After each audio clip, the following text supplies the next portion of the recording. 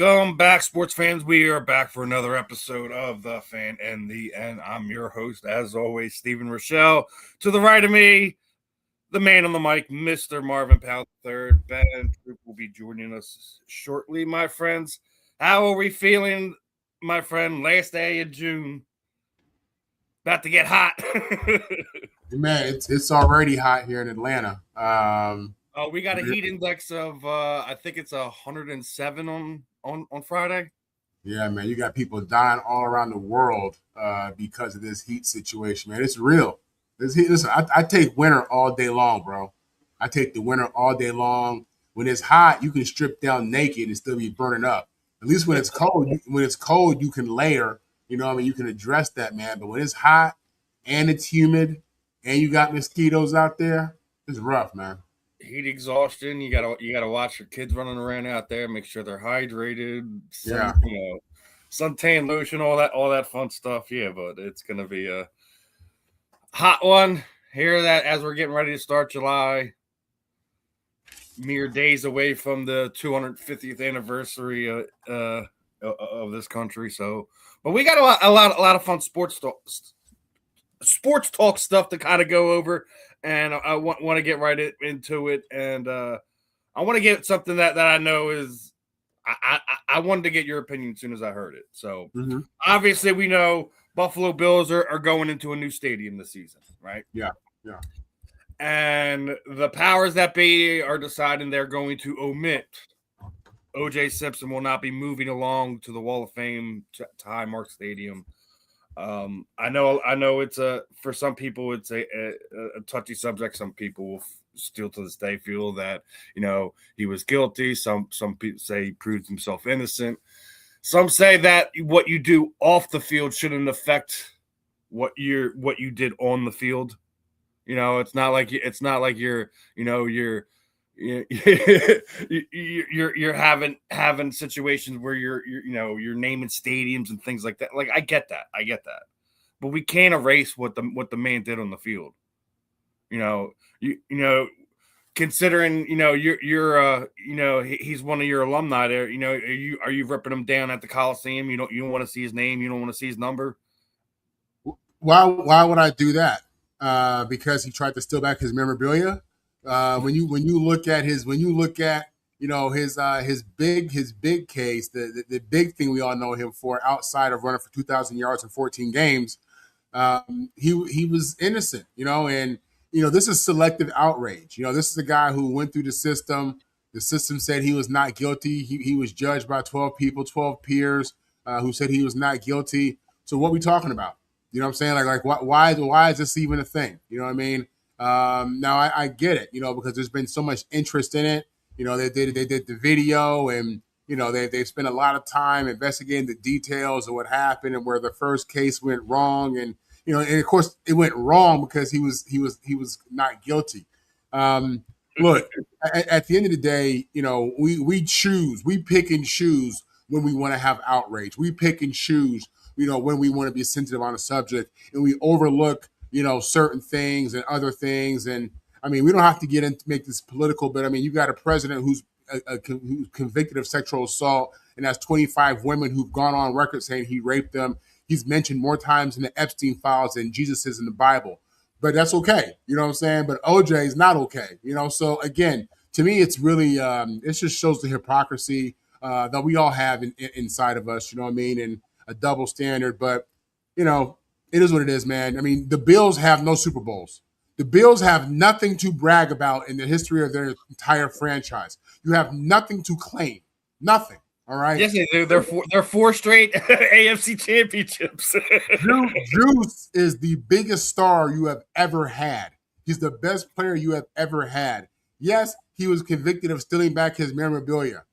If that's why you don't want him, then it is what it is, man. But I've seen many men go on trial, be not guilty, and there's questions as to that situation. So I think it's unfortunate for the game. I think it's unfortunate for the generation who saw him play. I think it's unfortunate for the people who are able to put off the field stuff, to the side and just focus on the game itself, because his contributions to the game were enormous. his contribution to the game have lasted the test of time. You know what I'm saying?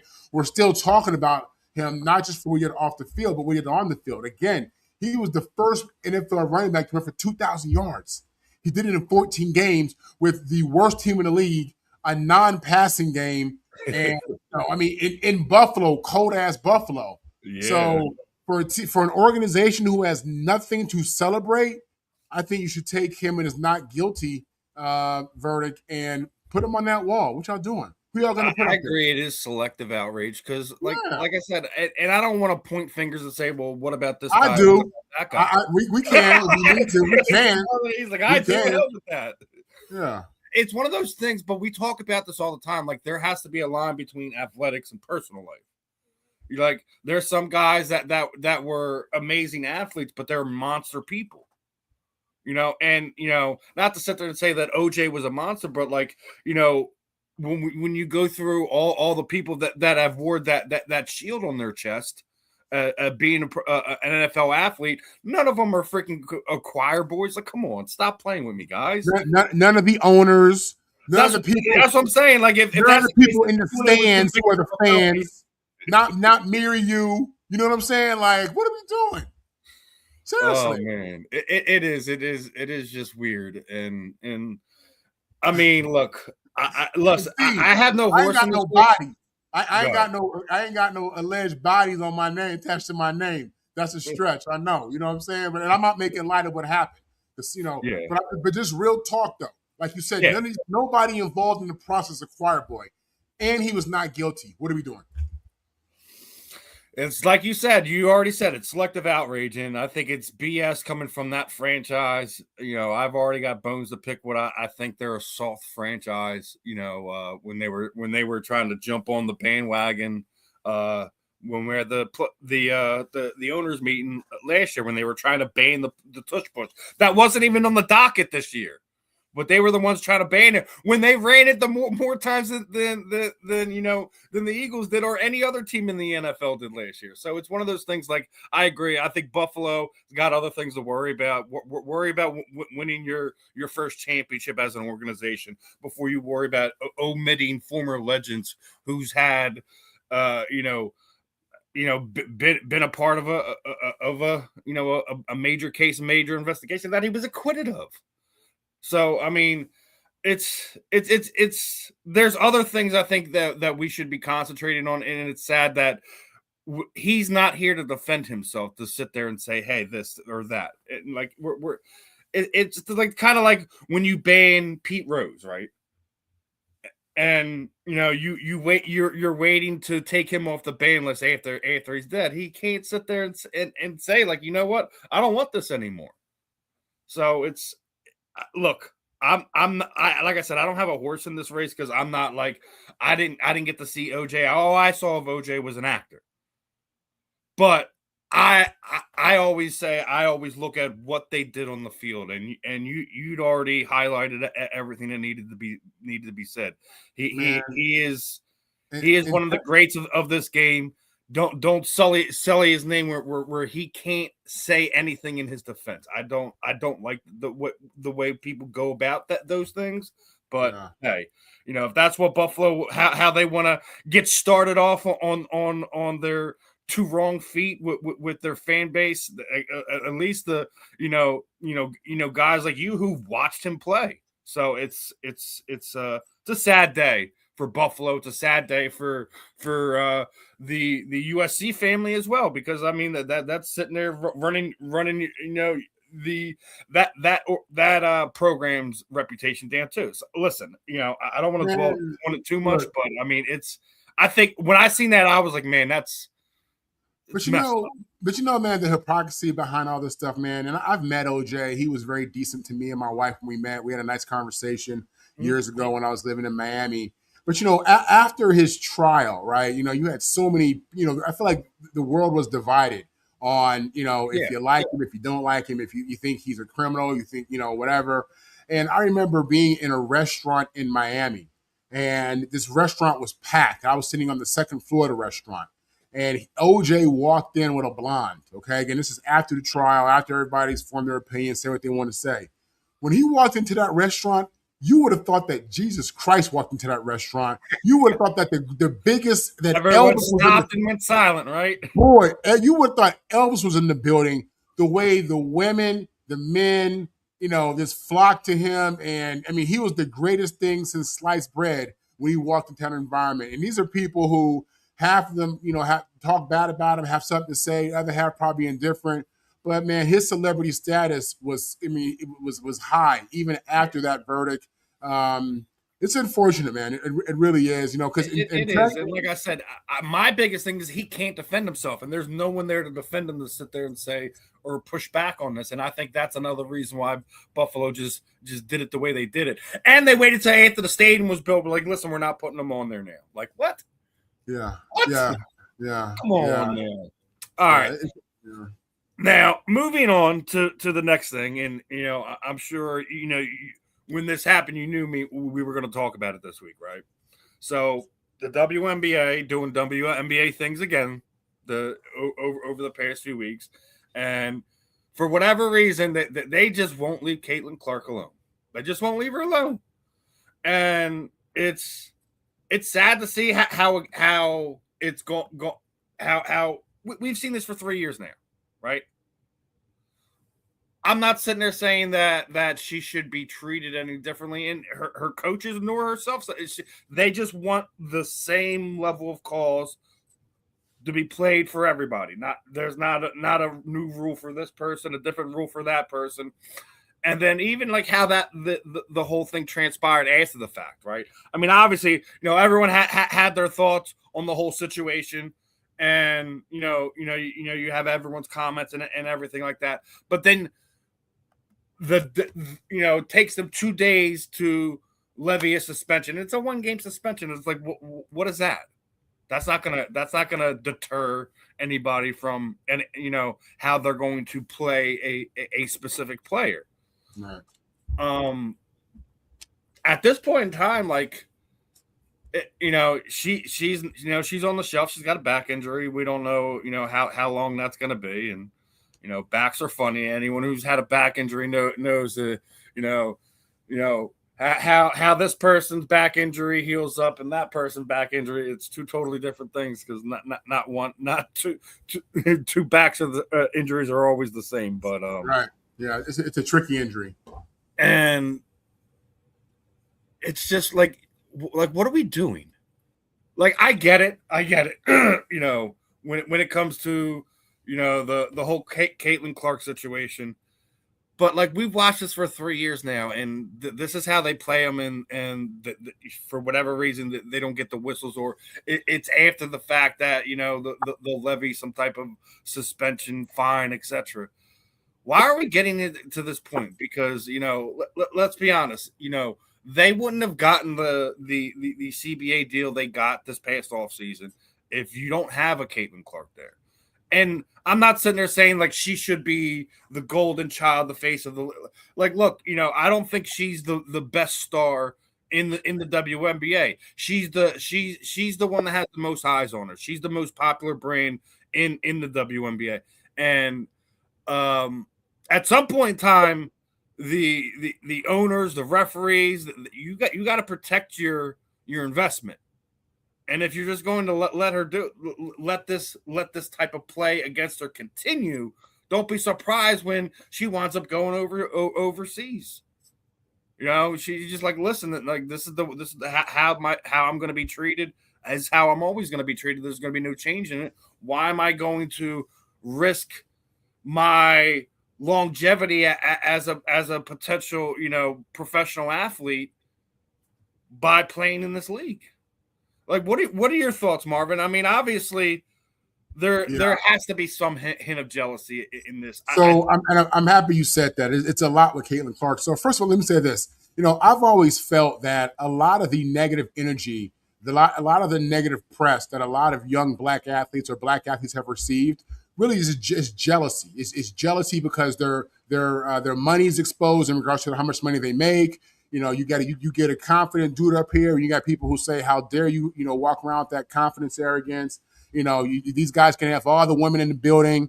They walk into a room, and all of a sudden they become the most relevant people in the room. and there's just a lot of jealousy.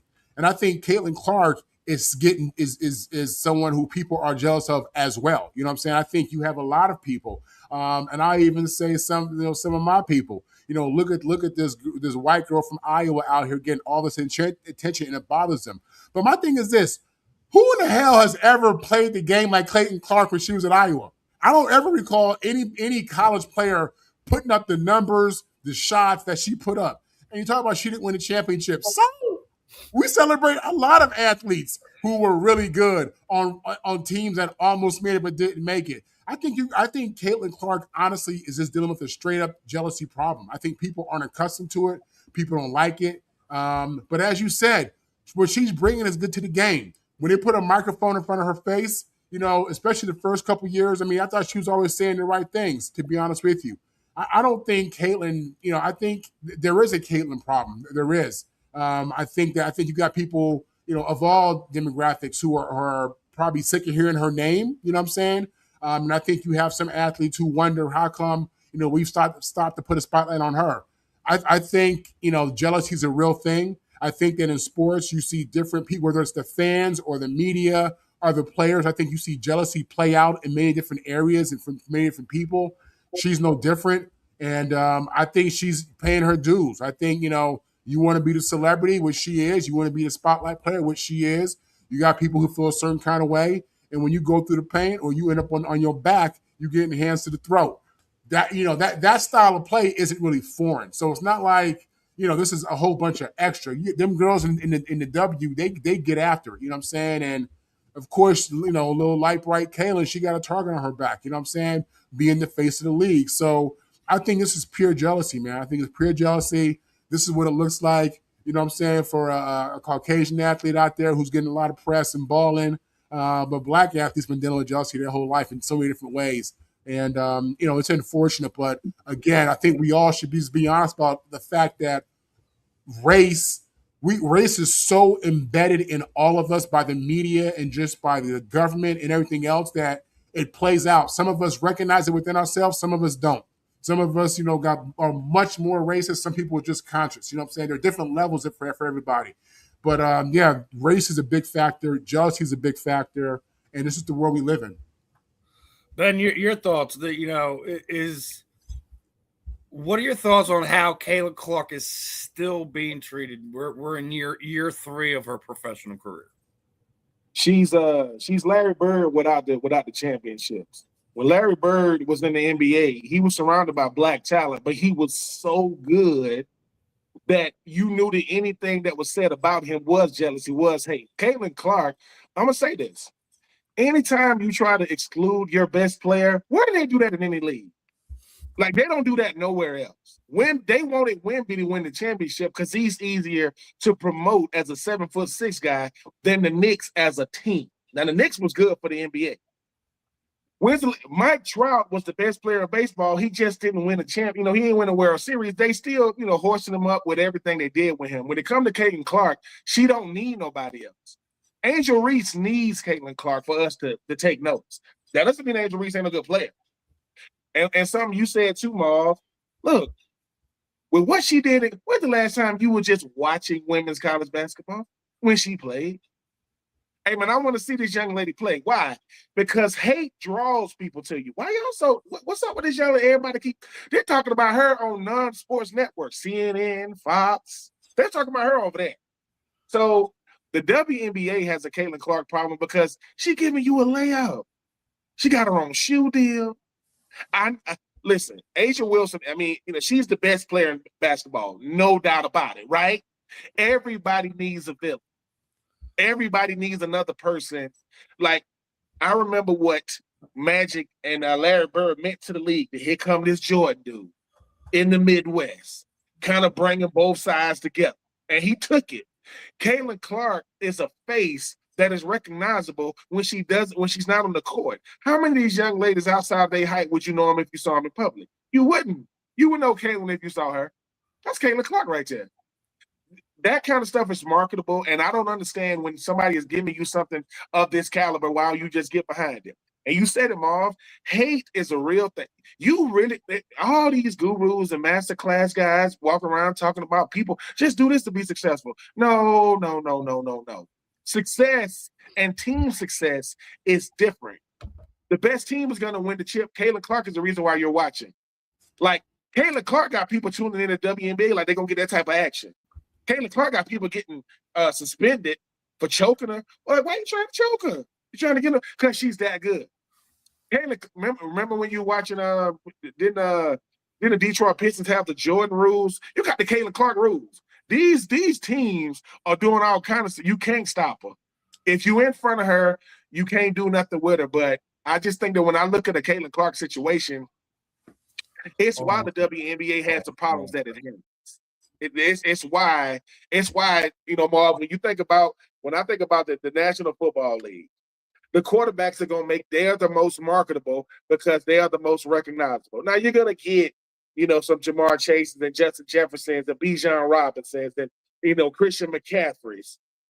But when the NFL is good is when the quarterbacks are the best players. When the Joe Montanas and the Steve Youngs and the Steve McNairs, it's easier to market that. Taking nothing away from other players, but the average football player walk around their city, people might not know who they are. Jalen Hurts, that's Jalen Hurts. Yeah, I don't care if he cut his hair off or got the little small mustache. That's Jalen Hurts right there, right? That's Lamar Jackson. That's Patrick Mahomes.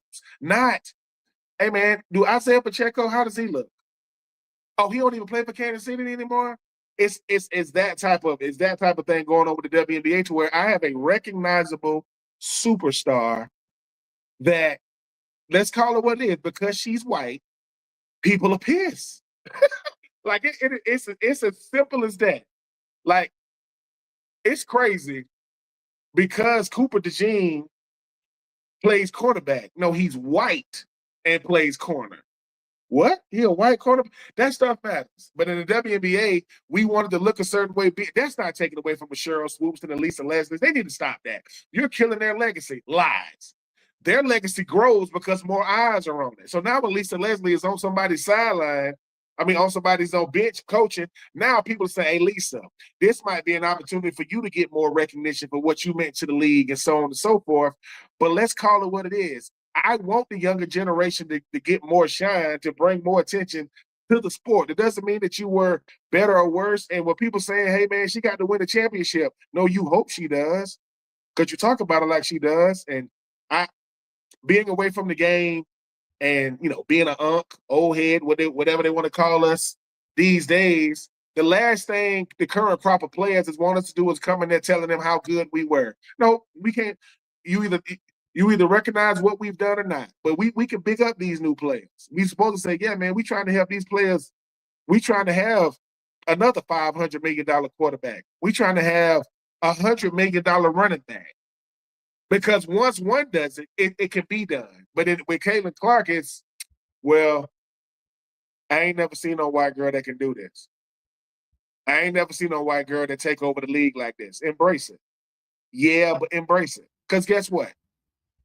If they didn't know who you were before she got in the league, you think hating on her going to make them know who you are? That makes you a hater. That's it. That's not going to make you better.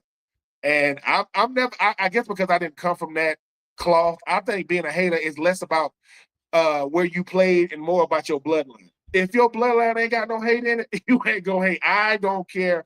It's Marvin Powell for the Hall of Fame every show I come on. Not because it's a hashtag, but because it should have happened by now. You know what I'm saying? And anybody that say, well, I don't think Marvin Powell was that good. Why? Because he dominated you? Because once again, when people ask me why do I say Kareem Abdul-Jabbar is the greatest basketball player ever? Because he was the greatest in high school, college, and pro. It wasn't just one area. Go back to high school, the best. Go back to UCLA, the best. Go back to when he was with the Bucks and the Lakers. I said it about your pops, Marv, because it's like this. It's crazy. I ain't tell you this, Marv, but I did ask some. I know some guys that played online. I asked them, and these are the guys that played with me. I said, man, you know a guy named Marvin Powell? They said they went to SC? Like, yeah. Right, and when I told them I'm doing a show with you, they was like, man. And you know the first thing they said, man, the fact they knew they in the Hall of Fame, I ain't even have to say it. That dude ain't even in the Hall of Fame yet. And I was like, because when I talk to the guys that did it, they go, oh yeah, man. They say like he played like They say your daddy was nasty, man. They say he'll do you bad, out there. So yeah, when it comes to the Caitlin Clark, to sum it up, is if you've never been an ambassador for the best player in your league because you know it helps you, that's what you. If it's like this, you want a content creator to get 100 million because that just shows that we have that opportunity to get it because somebody did it. Doesn't mean we're gonna get it, and that doesn't mean that's where we start negotiations. But somebody gave somebody 100 million that do what we do. Okay, what if we go, man? He shouldn't have got that. That's too much. You know how crazy we sound? They gave him what or her what? And I don't get that part. I don't get the part of, wait a minute. I can help the league grow by pushing the best player. Yeah, duh. That's what you're supposed to do. I get it. The competitive nature is when we come out there on the court, but the WNBA front office got a problem. Not just the players. The players gonna do what they do, but they put out some little graphic that they didn't have her on. Come on. Oh yeah, when they did the 30-year anniversary, right? Listen, and I know we might get to it. It's like if the Buffalo Bills would get the new stadium, they ain't gonna put O.J. Simpson in it. We talked. That's what me and Marvin started with. That is. Let me tell you. Let me tell you something. That's the kind of stuff make me know I can't root for certain franchises because somebody let that go. Somebody said, "Yeah, man, we're gonna prove." Look, the first reality TV star we ever saw was Juice. He had a real reality TV show with what was going on. You don't got to like it, dislike it, whatever happened. But here's the thing. I'm going to say this and I'm going to keep saying it. If O.J. Simpson's wife was black, no one would give a F. No one would have cared like that. But because of how his wife looked, and listen, and Marv can speak to this, in the Hollywood Hills, ain't a lot of black people. It's probably more black people there now. It wasn't a lot when Juice was out there. He was the most recognizable black man in the Hollywood Hills. And when that happened, wait a minute, man, Juice, you can't do that. And I'm not saying if he did, because they said he was guilty. You can go back and this and the third. But for the Buffalo Bills, I'm gonna say this: Josh Allen ain't better than Juice. Are you serious? Josh Allen ain't better than O.J. Simpson. I got Bruce Smith, Jim Kelly, Juice, maybe Thurman Thomas. Come on, bro. You're not putting Juice in your stadium. That's the I don't understand stuff like that, but that just lets you know. You want to know that jealousy still lives in 2026. You're not gonna put O.J. Simpson in your. Who you gonna put? James Cook? That's BS, man. Get out of here. I don't want to hear that. Get out of here. And the jealousy is real because you even see it like when you see some of these other stars talking about how they see the Caitlin Clark situation. Some of the former Hall of Famers, superstars that came through the W. And I think you're right. I think the WNBA front office got a problem too. Because just how they go about handling things, and then we see what Sophie does the next game, right? When she pointing, and they gave her a technical for this. She didn't say anything. She didn't do anything. She was pointing and teed her up. It's the meme going around the world right now. She was getting under her skin. There's a way to there's the way to get under people's skin and rile them up without even doing anything. And Sophie just proved it. Y'all don't need to beat the girl up. Y'all need to beat her up. Y'all just need to rattle her cage a little bit, get in her head.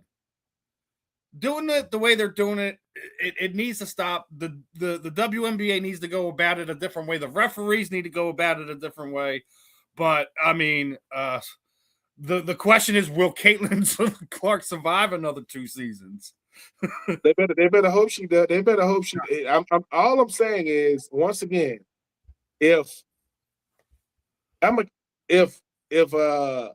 Marvin Powell and Steve Rychel are the best podcasters out, right? And just say I got a show, or somebody asks me, and I go, "Oh man, I'm supposed to say hell yeah, love what them dudes doing," because what they're trying to do is they want a headline. Hey, no, you can get over here. Because I don't know who knows y'all. So I'm negotiating with the people that y'all negotiated with, but I'm telling them, yeah, you shouldn't get. No, I don't get that. Because most of us, if we're blessed to go pro, we're just going to be a face. Everybody's not going to be remembered.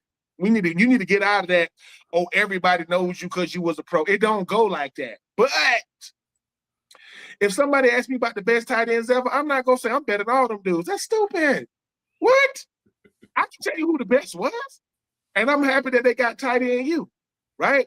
I wasn't gonna be a Kyle Pitts that got the second team All Pro. I was gonna be like the dude down there with the Jacksonville Jaguars, Strange. But they both got paid. And once again, it's this thing that I got to be the face. You think everybody's ready? You think everybody's ready to be the face of a league? You think you think you really know what comes with that? Oh, you always got to be on. I can't even go get nothing to eat. I can't even show that I'm human. God forbid I do something, I make a mistake. These young ladies in the WNBA, y'all making more money than y'all have ever made. Y'all making $1 million a year. They're making more than UFC fighters. Man, and once again, y'all doing that, and she just got here. If she's been here for 10 years, y'all making $3 million a year. But here's the thing. She got to be making $4 million. The best player can't be making the least. They got to make the most. Didn't Patrick Mahomes just renegotiate? Because no quarterback should be making more than him. Like, hey, dude. So that's how the league's supposed to go. The best player, or no, I'm sorry. She's not the best player. The face of the WNBA should be right there as far as money. Because last time I checked, Asia and Caitlin got shoe deals. Do anybody else got shoe deals? I don't know. I know 2 people that do. And one of them is the best player in basketball. The other one, she making young girls want to hoop. Because I'm telling you, Caitlin Clark is an anomaly, man. Like, people pissed. And like I said, if Caitlin Clark was black, this wouldn't even be a discussion. It's crazy how if she was black, it wouldn't be a discussion. But because she sports has really taken a turn. Like, what is going on? Wait, because think about this. Think about somebody who don't know that Caitlin Clark is white. And they saying, what's the big deal? They show a picture. Oh, okay. You see what I'm saying? Like, oh, man. That's like, Joshua Dobbs, right? When he's the smartest engineer or neuroscientist in the world, when he comes out and he ain't got no eyebrows and he's black, like, what the? Yeah. Mm-hmm. And I play football. So it's cool, man. Listen, Caitlin, hey, man, now go talk to LeBron. Now go ask him what it's really like. See what I'm saying? When you get to do stuff like this, LeBron say, if I'm not that good, yeah, ask KD what it's like without me. Ask Kyrie what it's like without me. Ask him. Because everybody got something to say about LeBron going in the year 24. KD is going in the year 20. So these guys been there a long time. I'm just saying. That's another conversation for another day, but I'm just saying. Yeah. Now you were talking about the next. I need to bring up that championship run here for a second, right? First off, you were saying that the Knicks is good for the NBA. Oh, it's definitely good for the NBA. They had the best numbers that they've had in over 20 years. With the New York Knicks claiming the NBA championship over the San Antonio Spurs, first and foremost, and y'all need to give Derek Brunson his dues. Ooh, like now that's just what they were doing with the meet and greet. I just wanted to find one with a photo with him with the title, but Derek Brunson needs his dues. Not only doing that in New York, but bringing 2 of his teammates over from Nova, and then basically winning a championship in college, winning a championship for the New York Knicks, and he'll probably never have to buy a drink in that town. He'll never have to buy a drink in that town, right? But I want to get your guys' thoughts on something that happened at the parade, right? I'm sure you've seen by now, right? The stupid lady dumping the trash out on the street to steal the trash can, right? Well, she got doxxed and fired, right? You want to see the funny part about it is, right? She only waited a few more days. The city were giving away those canes. So, hold on, what did she do though? All right, so at the parade, people were recording this. It was full of trash, that trash can I just showed you, right? Okay. She dumped it out on the ground and took it home with her. Oh, okay. So people were recording it. They found out she was a pretty significant person at like JP Morgan. When they came across it, they immediately axed her. And the funny part was that, like, literally a few days later, that last graphic I showed you, that the city was giving them away. So if she would have just waited a couple of days, she could have gotten herself her trash can and still have her job today. Well, somebody gonna hire her. That's good. That's good media. But somebody gonna hire her because it'll.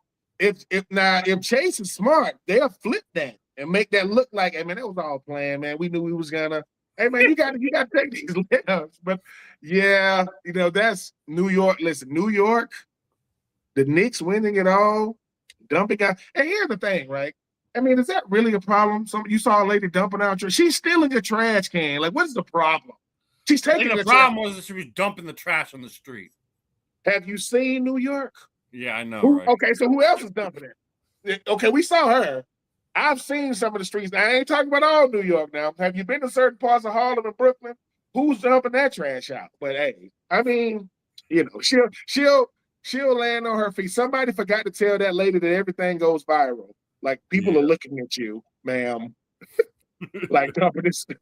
They was waiting to see. She just ran off with it. Like, yeah. So, in the spirit of that, what is the stupidest thing you've seen a fan of your fan base do? Shit. I tell you like this, man. There was when we played UCLA. This wasn't when I played, but there was a UCLA game, USC game, and this is actually tragic. I think USC had lost the game, and a UCLA fan was talking junk in the parking lot, and one of them essays handled that in a fatal way. When it comes to murder over the team losing the game and someone talking junk, no, that's dramatic. You know what I'm saying? Like that's dramatic. You know what I'm saying? Like I remember when USC lost to Texas in the championship to Vince Young. I went to the game and I was emotional after the game. I'm not gonna lie. It's one of the few times I was emotional after a football loss as a fan. The USC lost that game to Texas. I was walking out of the Rose Bowl. Some lady got in my face and did like this, hook 'em horns, right? And I said something to her that I'm not proud of. You know what I'm saying? Like, and I mean that. I said something that I'm not very proud of. So I know that I'm serious. So I know people can get emotional after games, after your team loses a big game. Fights break out. I mean, people get thrown off the top of the thrown off the top of the stadium. In some cases, we've seen this. So yeah, man, fandom is real. Listen, religion, sports, and family. Top three things in a lot of people's life in no particular order. You know what I'm saying? So that's real talk. And you see people act out and just do certain things as if it was their family you insulted. You talk about them Cowboys, you got to die. You know what I'm saying? Like, you got people who really think like that in certain situations, and it's crazy. It's not cool. You don't look like the ultimate fan. You look nuts. You know what I'm saying? Like, so, yeah, it's unfortunate, man. But for New York, as somebody who's attached to New York, having lived there, Pops played there, man, I appreciate all the love you show Pops, man. 9 years in New York with the Jets. I get it, man. I got a lot of friends out there who, after 50 years of waiting for the Knicks to be relevant, this is a big deal. This is almost like a baby being born in the family. I'm serious. This is a big deal. It is. I don't disagree. I think watching New York win a championship, especially the Knicks after so long of them, couldn't get there. Then they would get there and falter. And I think this is the first time they've been there since like 99. It's like 50-some years. Well, that's the first time they've been there. They have. Yeah, I think it was the first time they were there since 99. But you're right; it's been 50 years since they won a championship. So it's one of those things where it's been long overdue, and it's one of those things like it's definitely something we talk about, like when we talk about parity and things that are good for the sport as a whole. Having the New York Knicks, the Boston Celtics, the Los Angeles, having those teams being either playoff caliber or championship caliber teams is very good for the NBA. What we talked about we have 8 different NBA championships over the last 8 years. 8. Not a single repeat. Not one win one and then win, someone else wins one, you win another one, 2-3 years later. 8 different parity in the NBA is a very good thing right now. I think, despite the fact that I think everyone gravitates towards LeBron and Curry and all that. And look, I think that the NBA is probably at a popularity and as a whole probably not the biggest it's ever been, but I think the quality of play on the court is probably as high as we've ever seen it in our lifetime. I like that. I like the parody. I mean, real quick though, it's a lot of stories when you listen. I went to University of Florida. These fans are different. Ain't even the word. It's not the word. But the craziest thing, it's a lot of stories. But the craziest story ever was Florida, Georgia is different because you got to split everything down the middle. It's half red and black, half orange and blue. And they split the tickets. One season, I think Florida or Georgia had an extra ticket. And they was like, oh, hell no. They got one more ticket. So they had to do this thing where they had like a burning ceremony of the ticket. Like the Florida people had to come together and it was the ticket. And they right there in front of each other, they put the gasoline on it and they sat there and watch it burn. Like, you're not getting one extra ticket. Like, that's going to make the difference. But they sat there and watched it. Watch it burn to the end. And they said that like somebody from Georgia was going to try to pick up the ashes of the ticket. Somebody from Florida, nope, you don't get to touch it. I don't want you. You don't get the ashes, nothing. In 2025, last year when Florida won it in basketball, some dude climbed up. People gonna climb up on the light. They climbed up on the freaking pole. I think it was a traffic light. Climbed up on it, and this ain't gonna end well. And he failed. So he go and he fall. But in their drunken state, the fans had enough wherewithal to stand up under him. So when he failed, they did catch him, right? and people thought it was staged, but it wasn't. Hey man, you know what I'm gonna do when we win? I'm gonna get drunk and I'm gonna climb up on the light pole. To do what? To celebrate. You ain't got you couldn't balance yourself on the light pole if you were sober, let alone drunk. So yeah, I mean, look, their NFL fan bases are cool. They cool. College fan bases are. It's a different type of loyalty. I mean, I done heard fans tell me when I was with Florida, man, yeah, man, if y'all wouldn't have won that game, man, I was gonna do something crazy. Like what? Oh no, man, I'm gonna be out of here. That's it. It's and Marv just told you, it's like there are NFL rivalries, but they kind of manufacture. UCLA SC, that's US. Listen, I'm just saying, I don't even know how Marv even survived. 2006, that game was down. I mean, God, I'm talking about wire to wire action. To the last, I'm like you, Marv. I'm like, don't get it. I'm not a fan of either team. I'm like, get it. Oh, that boy got out of there. I'm like, oh, if I'm Alabama, Auburn, that kick six, I don't want to watch football anymore. If I'm an Alabama fan and I watch that in real time, my TV is done. I done broke that TV. TV ain't did nothing. Ain't no way I can buy something. Dude, you left 1 second left on the clock and you kicked it to him. Chris Davis comes out. I'm like, don't do it. Don't. Oh, that boy gone. I say, he gone. A field goal unit's worst nightmare has to fan out and make a tackle. That is not what I want to do. Because the most athletic guys out there are probably the tight ends. They ain't finna make no tackle open field.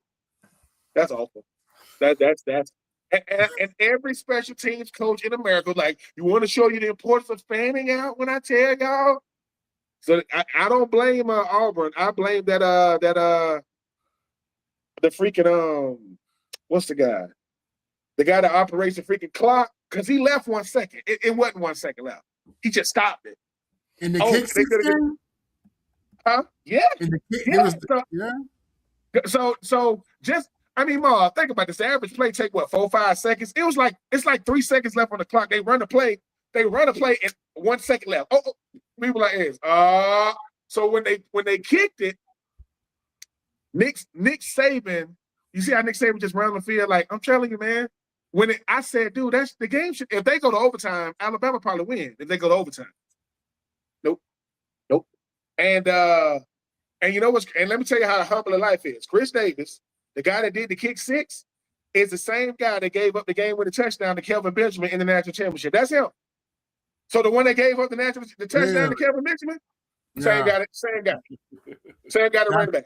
That was a game in LA. I went to that game. That was a great game. Man.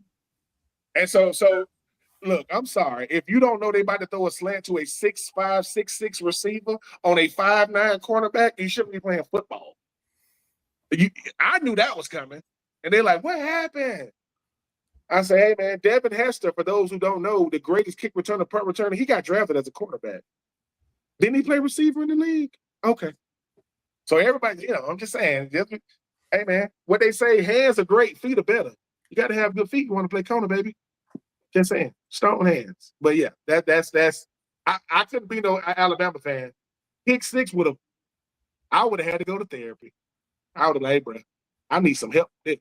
I don't drink or smoke or nothing, but that would have made me become an alcoholic and a freaking man. I root for Florida though, so it ain't much different. I root for Atlanta, so watch out for your local bars. The kick six was great for the game, man. It really was. Because it was. Yeah, in football, all you hear about is playing to the whistle, playing to the end.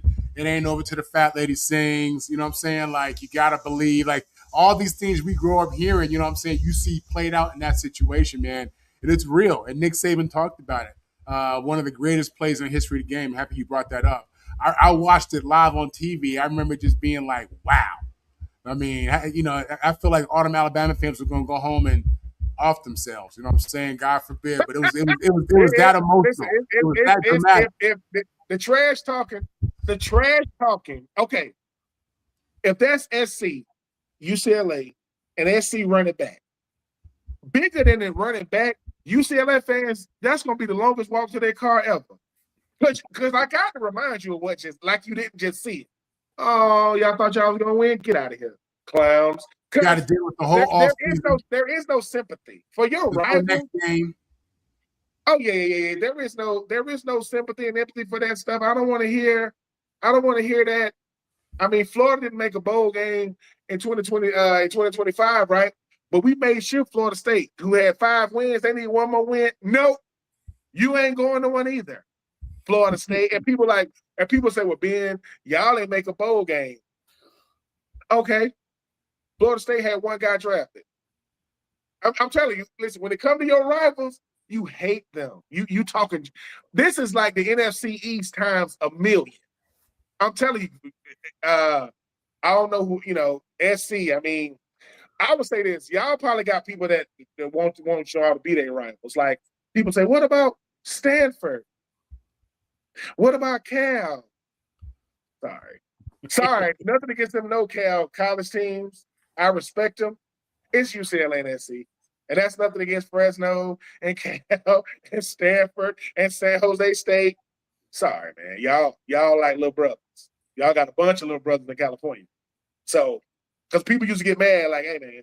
People say, Tony Gonzalez went to Cal. He couldn't get in SC. He's a Southern Cal kid, ain't he? Ain't he like from Southern Cal or something like that? He's from California. Oh, okay. I'm just saying.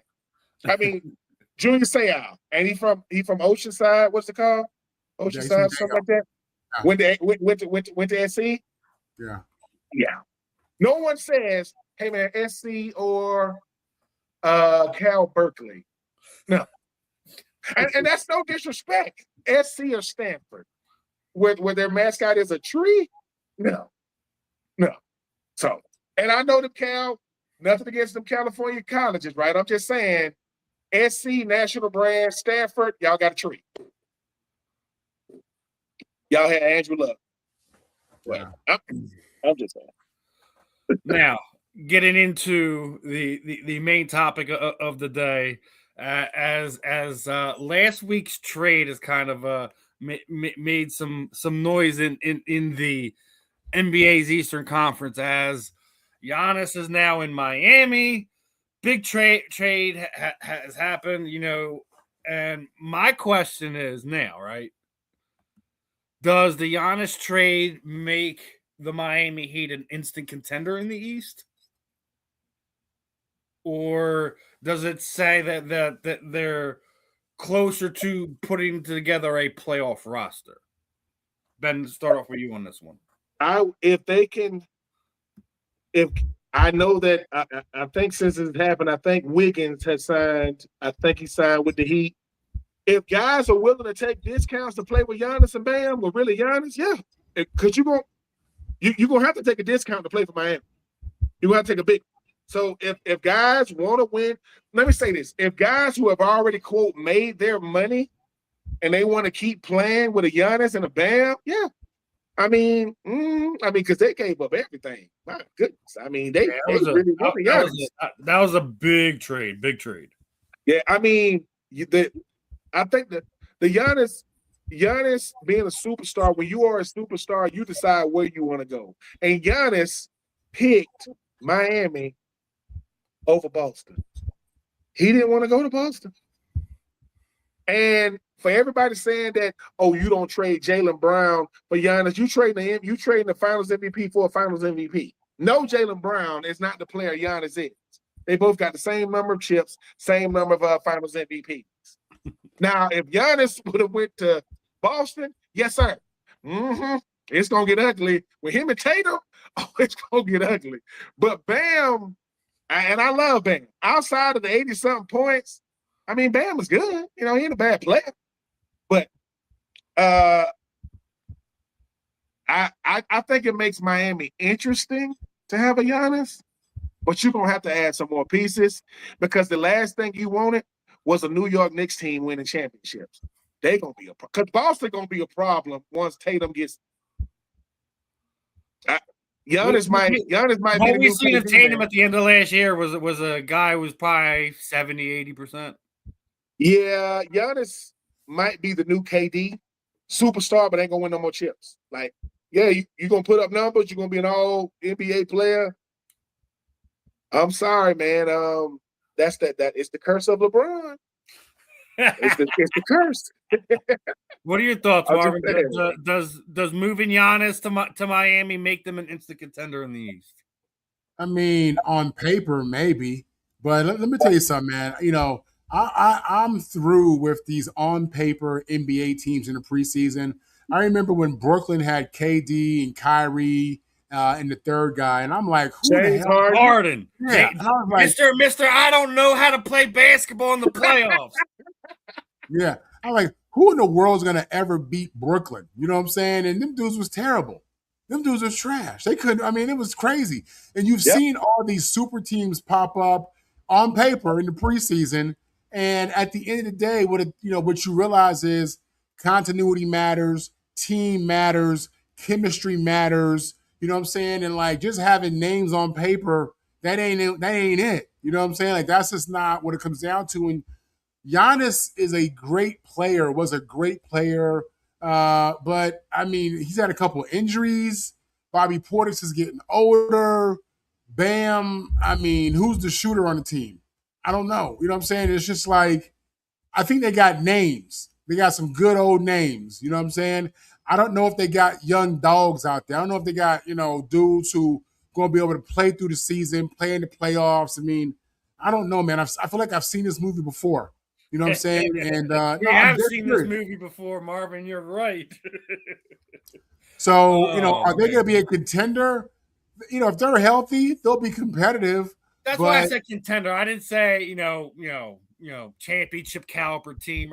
Just a contender. They'll make the playoffs. I mean, that's what they'll make the playoffs. Having them in the mix, I think. We don't appreciate. Marv make a great point. I remember when Jalen Brunson and them. That was supposed to be Stoudemire, right? And Carmelo, right? I remember when they both nothing. I'm talking about nothing. Then James Harden. Oh Lord, James Harden. Man, it's just Is he the most superstar. overrated? Is he the most overrated superstar in the NBA? I mean, Probably. I mean, when you talk about it, when you talk about expectation, the lack thereof, yeah. The only guy I could say, even though he's not the player he used to be, and I didn't get it for a long time, was Paul George.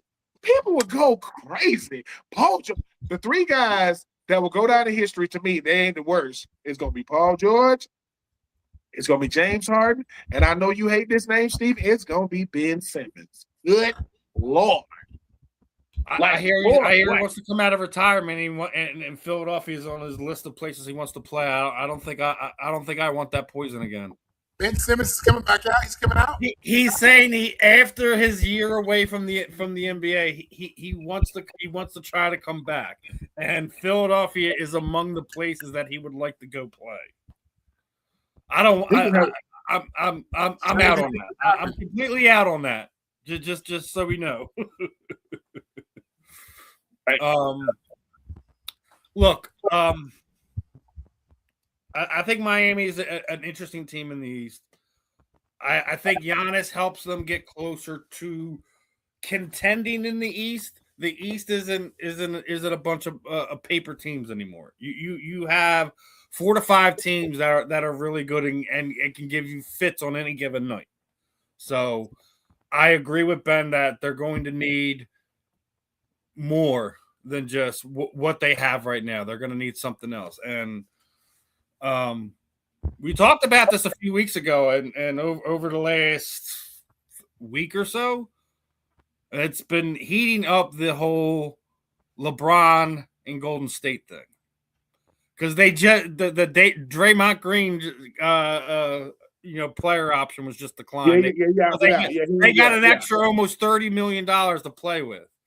And the other side of that rumor is that Golden State is in the middle of trying to bring AD to Golden State to lure LeBron in. Now we were. I don't get that. Out of all the people to lure LeBron, Mr. Glass, you're gonna get Mr. AD. Glass, I love it. Listen, I'm telling you, my mom goes, AD is really, really good when he's healthy. Well, yeah, he is, isn't he? The problem is, it's not a matter. AD is kind of like after Derrick Rose hurt it, like messed up his knee. He was never the same because he kept getting hurt. Mm-hmm. I know LeBron love AD, but of all the players to pick AD, that's gonna get you the familiarity thing. I think that's all that really has to do with. I wouldn't be like I said, it wouldn't surprise me. We talked about this a few weeks ago. They both LeBron and Steph both had said a few years ago, I forget which podcast it was, that they would love to kind of end their careers together. Yep. I think we see the writing on the wall, especially with the Lakers recently retaining one of their young stars, right? Austin Reeves. Yeah, Austin Reeves got a big contract. I think he got a better contract than Trae Young, right? Yeah. So I think Trae was at 200. I think AR was at 185. Yeah, it was what, $20 million difference? Man, well, I mean, them taxes. That's chump change in the NBA. Yeah, Bronny getting more than that. You know what I'm saying? I'm trying to tell you. Exactly. That's his allowance. It's his allowance. I wouldn't be opposed to it. Like, look, if that's what happens in the Western Conference, I think it's fun, man. I think it's fun. I think if LeBron I would rather see him go to Golden State than see him go back to Miami or go back to Cleveland. I would rather see him go play with. Yeah. I think for LeBron got a little sense of it in the Olympics. Him and Steph, and hey, man. That could be with a Draymond, like his level of defense and all that kind of stuff. Yeah, it could be fun, man. Why not? Why not? I think it'll be interesting. We'll see what happens over the next few weeks, and as we get further into this NBA offseason. But since I'd say Marvin's got to get something else. So get it out, brother. Nah, I'm just saying, man. I think LeBron just out here pump faking. I think LeBron. I don't think he's going nowhere, man. He gonna stay in LA. I think he building him a new crib. He went to LA for a reason. His his son's in LA. Like, I think this is him just kind of flexing his muscles and telling the Lakers, man, look, I'm out here in Paris playing golf. I'll get back to y'all when I want to. You know what I'm saying? But he ain't going nowhere. I don't buy that. Not when he just got Luka. You know what I'm saying? Not when he got arguably, one of the greatest offensive talents in the history of the NBA and Luka Doncic. You know what I'm saying? And I just don't. I don't see. We don't have to agree on this. Yeah, but, and I don't know if it's even really, is he taking any kind of discount? I don't think so. I think he would have to probably take a significant discount to do it. Probably. He won't DeAndre Ayton up out of there. That's what he wants. And the whole world. That's what he want up out of there. But we'll see. But yeah, if LeBron is pump faking, we'll see. But I can't remember what they said they would even entertain to trade for LeBron, but LeBron got what? Maybe 2 left. He gonna do this year, and maybe 1 more after this year. I think Bryson will be getting ready to get drafted then, and we'll see. But hey man, if it's breaking news that he is going to go to State, that's gonna be some crazy stuff. Because I know 2 guys he wanted to play with was Draymond, and Steph. So, well, what are some of your favorite NBA trades of all time? Because I came across this list when the trade happened of some of the blockbuster trades. Kareem to LA, Wilt to LA, Cat to New York, Kobe to the Lakers on draft day. Shaq to Miami. We just talked about Luka to LA. The SGA trade. The KG and Paul Pierce to the Nets, Paul Gasol trade, the Bill Russell trade. Like, what are some of your favorite trades or things that you felt that maybe trades that should have happened? What we're in the NBA offseason and the craziness is kind of just gearing up right now. So, Marvin, what are some of your favorite NBA trades of all time? I'd have to say the Kobe one, just because when he got drafted and traded to the Lakers, soon after that, I was in a Roscoe's Chicken and Waffles with a USC classmate of mine, and he walked in, and I remember saying to myself, "Hey, there's that guy that just got traded to the Lakers." At that point, he was a no-name. He really was. He was a high school phenom, but he wasn't on. You know what I'm saying? And I remember being like, man, that's that new guy that the Lakers just got. I forgot his name. And it was Kobe up there chilling in the Roscoe's on Gower. And obviously the rest is history. And it was great being in LA. It was great being in LA, as he was doing his thing. And then I was in Miami when LeBron came to the Heat. That wasn't a trade. That was a free agency. That was a bit different. But I'd have to say the Lakers, man, just because how relevant he made them. 5 championships, in his time. The Lakers were not, that team when he got there. And it was just a great trade for LA and just the perfect personality for the city, the perfect personality for that role. And it just worked out in ways that you don't always see trades end up like that. Where you trade for a murky guy and you get 5 rings out of it. That's huge, man. So considering my ties to LA and just being able to see him out in the city, soon after that trade, that hit me emotionally. I'd have to say that Charlotte's given away the second greatest shooting guard in the history of the game. What about you, Ben? Oh man, I know it's crazy, but Luka going to the Lakers, man, it's still crazy because to pull that off, he was supposed to be the face of the match for as long as he's gonna be in the league. He's the Laker now. That was crazy. When When Kawhi got traded to the Raptors, I'm like, what? And then they win a chip. I'm like, okay, that was huge, man. I remember this trade. That cost us a championship in my eyes. Yeah, I remember this trade. It was crazy. I remember when KG and Paul Pierce said they're gonna come together with the Celtics. I remember when they got traded to the Nets.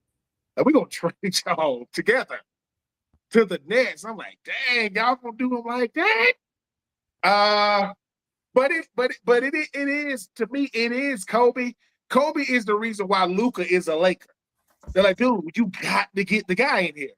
You got to, because the Lakers are a part of like 5 or 6 of these. The Lakers praise is like the New York Yankees getting players. Dude, we got to get a player that's going to cement this legacy. That's why Kobe say, man, other teams making the playoffs is cool. Lakers, man, this is either championship or bust. I ain't know, we had a good season, but yeah, I mean, SGA getting traded to the OKC was huge when you look at what he's meant. Because once again, SGA, it was KD and Russ and James Harden were supposed to already have won a chip. When they had all those guys on the same team. But the Lakers, to me, are the ones. Obviously, Bill Russell going to the Celtics, and Kareem coming from Milwaukee. That stuff is crazy because the Lakers are thinking legacy, not championship. Hey, dude, I need a player that can help continue the legacy. The legacy is already cemented. But the fact that Kawhi Leonard is the reason why the Toronto Raptors have a chip when they had Vince Carter and freaking Tracy McGrady. This stuff is crazy, the players that have come through these teams and the player that won. Because I don't think Kawhi Leonard is a greater Raptor. Well, he is a greater Raptor than Vince Carter because he won a chip. The best Raptor is, in my opinion, Vince Carter. But yeah, I did think that I think Shaq getting traded to the Heat from the Lakers. I'm like, what is, because they was like Kobe and Shaq. Kobe, really? And then when he goes to Miami, he wins the chip with D Wade. And then, but I would say the trade to the Lakers, it's Paul Gasol to the Lakers. That was, I said, wait a minute, because it was Paul and Andrew Bynum and them, man. And LeBron said, okay, I got me 2 7-footers. One of them is an all-star. The other one is young. Got 2 chips out of them boys. So, yeah, the Lakers are part of the blockbusters. And if they do trade LeBron, if you looked at that list, the majority of the bigger trades on the receiving end of it is the Los Angeles Lakers. So, I agree with you, with both of you, that Kobe's probably the biggest one. I remember the buzz around here when he declared, and some people were like, we don't know if he's ready yet, and it was all controversial thing, him kind of skipping college and all that other nonsense, and Sixers didn't go on him. Charlotte goes and drafts him, and then LA literally don't even wait. Don't even wait 2 hours to make a deal to bring him out there. And I thought that set the LA back up for their next, the next dynasty run, so to speak. Steve, was that? Was you out there when he was playing in high school? I mean, like he was on the news consistently here in Philadelphia. Consistently, because Lower Marion's a tri-state area school, so he was consistently in the news. So when he declared, it was a big deal. And you had your pundits out there that was trashing him because he's skipping college, and he's going to be immature. He's not going to be able to do this. He's not going to be like. But then there was the ones be like, listen, he has the skill set. He could be the next great guard in the NBA. And LA did their due diligence, in my opinion, absolutely fleeced the Charlotte Hornets, and the rest is history in my opinion. But my worst one has to be the Charles Barkley trade. I think that was the worst return I've ever seen. The only thing the Sixers got out of that was Jeff Hornacek. So I mean, because Barkley went out and balled in Houston. And He played well for Phoenix too. He played well for Phoenix. that's what I meant, Phoenix. Actually, yeah. I thought everyone remembers him with the Rockets more. Let's be honest, But listen, I hated seeing him go. He was when I was a kid. He was my favorite Sixer. That was my first experience of losing a superstar. I was a little kid. You couldn't explain it to me. I didn't understand it. But yeah, it was definitely a rough one. I'm gonna pose a question to you, gentlemen. So we all see the changings going on and rule changes going on, baseball and football changing this, that, and the third. Say there's some crazy situation and Marvin, you get made the new the new guy running things over in the NBA. If there's a rule change, they want you to bring back a rule. What are you doing? What rule change are you going to do to the NBA to kind of make it better? You want to bring the hand checks back, remove that the defensive 3-second rule, move the 3-point line, eliminate coach's challenge, bring back the best of 5 first round in the playoffs. If you're the one pulling the reins there in the NBA, what rule changes you're going to do to make the game better? I'm probably going to severely penalize flopping and maybe even push back the 3-point line. I'm trying to bring the inside game back, to be honest with you. I'm trying to bring the game that we all grew up watching. You know what I'm saying? Iverson going out there scoring 35 points with no threes. You know what I mean? Like Jordan out there dominating the paint and clutch situations. Like the game from the inside out. To me, the inside game is like the run game in football. You gotta have it. What do we do? Yeah. You know what I'm saying? Like this whole, I love Steph Curry. I do. He's really grown on me, and he's changed. And he's a true textbook definition game changer. He is. But is it a good thing? I can't stand watching some of these games where these dudes shooting up threes all day long. They don't even think about taking it to the hole. You know what I'm saying? So, and the flopping, man, dude, look, man, you big and you strong. You make man, go out there and just play the game. Just go and play the game. Stop flopping. Stop fishing for a foul. You know what I mean? And I understand how that could be strategic. You know what I'm saying? But no, it's just, to me, it pisses me off to these big ass dudes just dropping to the ground, crying and trying to get an Oscar. Holding their eye. I mean, come on, what y'all doing? You're like punks. You know what I'm saying? So push back that 3-point line.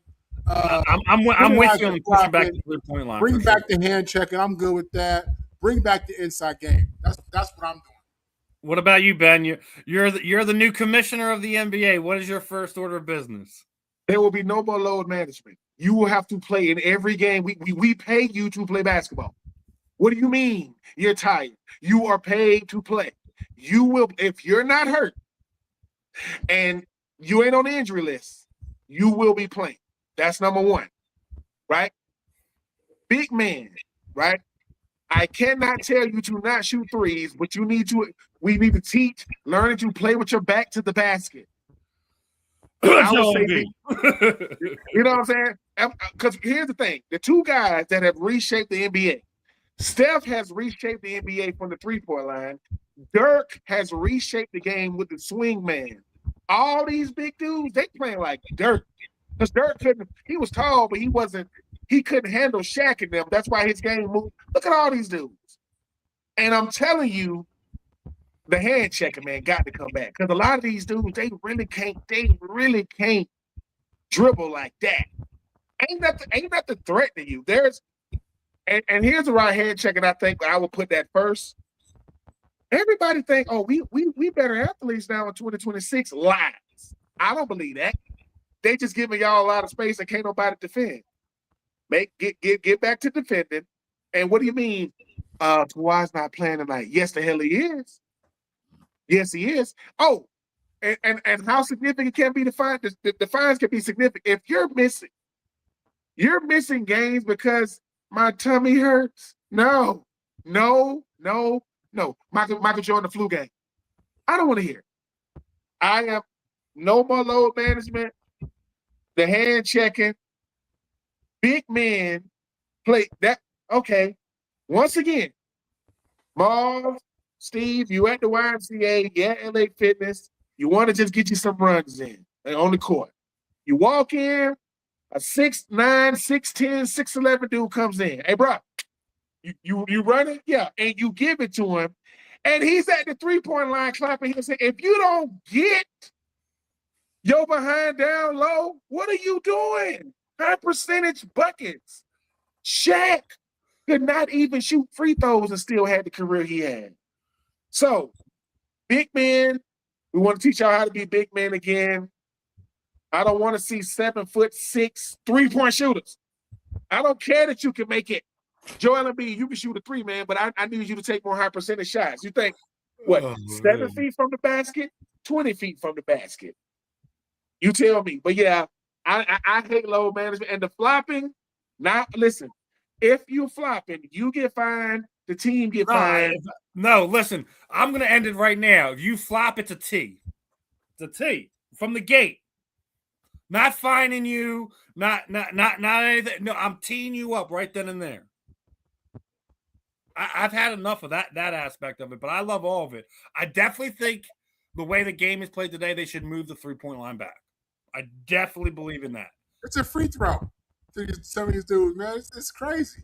And they've changed the game and altered the game. I mean, I'm surprised that the NBA isn't doing more for the fan experience from that perspective. You know what I'm saying? Because it's just, I mean, you watch these two go up and down the court. Ain't nobody thinking about driving to that hole.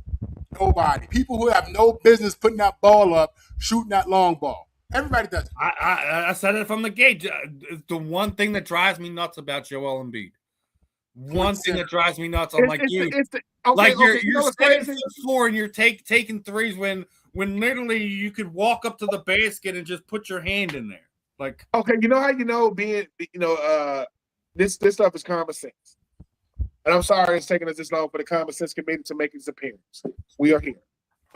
If you're playing against you're playing against a little kid on a little goal, a little Fisher Price goal. You're gonna dominate him because you're bigger than him.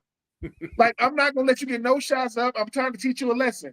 This goes back to when the breakaway goals first came out, and you can let it all the way down so you could dunk. You can't wait for your friend to come over that's shorter than you.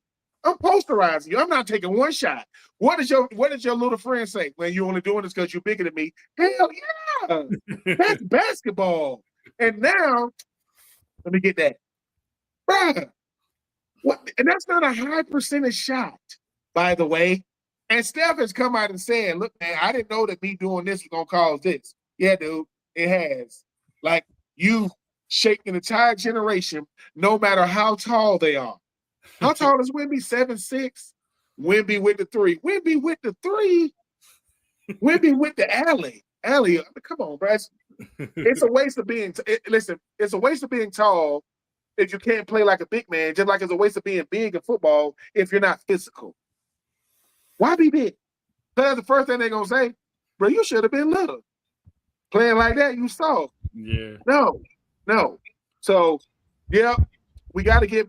And I know we sound like unks right now saying, oh, back in our day, basketball hand checking, big man, David Robinson, the Shaq, the Hakeem Olajuwon, the Tim Duncan, and the list goes on. You already know. Now, could you imagine Shaq at the three-point? Where's the big man at? Where's the rim protector? Who gonna get rebounds? Stop it. Stop that. Yeah.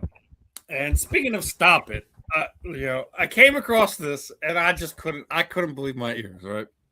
So obviously we all know soccer is kind of going crazy right now here in the United States as we are hosting the World Cup this year, right?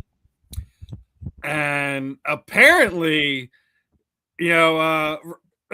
the Rams camp Curl was not happy that they had to pay full prices for tickets when they're playing soccer in their football stadium. Wait a minute. So because they're playing a game in the stadium where you play a game at, you don't own the stadium, so you're upset that you having to pay full prices for tickets because they're playing where the same place where you play at. No. That's not what he's really saying. I don't think that's what he's really saying, Marv. See, I just said this. Everybody think they superstars because they in the NFL. You ain't Aaron Donald. You ain't Matt Stafford. Cause see, if you're a superstar now, nobody really knew who you were walking in. You went the gate you usually come in. That person ain't working. These are World Cup people working here. That person ain't What's working. your name again? I play for the Rams. Who? I play for the Rams. Matthew Stafford? No. Devontae Adams? No. Puka Nacua? No. What's your name again? Because see, and once again, people don't like that. And then now it's our stadium. Well, here's the thought. I'm gonna give you 2 words. If you don't want to play the prize yet, don't go. Go home. Because we in America didn't realize how big the World Cup. It is the biggest sporting event known to man. The World Cup. Different cities, different states. And he's like, hey man, I come to see the soccer match. Ah. Well, where your ticket? What you mean with my ticket? I got to park in the VIP. Where your ticket at? I got to play full price. No, you don't got to come in, sir. That's what you don't got to do. And sir, and you make yourself look crazy. I was one of those people that didn't really understand. It took me some years back to really understand the magnitude of the World Cup. Listen to me, young man. How many times have you come to an event when you weren't playing on Sunday? I ain't never came. They were going to make you pay for that too. If you would have come to an event not during football season, they're going to make you pay for that too. Beyonce's there, you're going to have to pay. You know what I'm saying?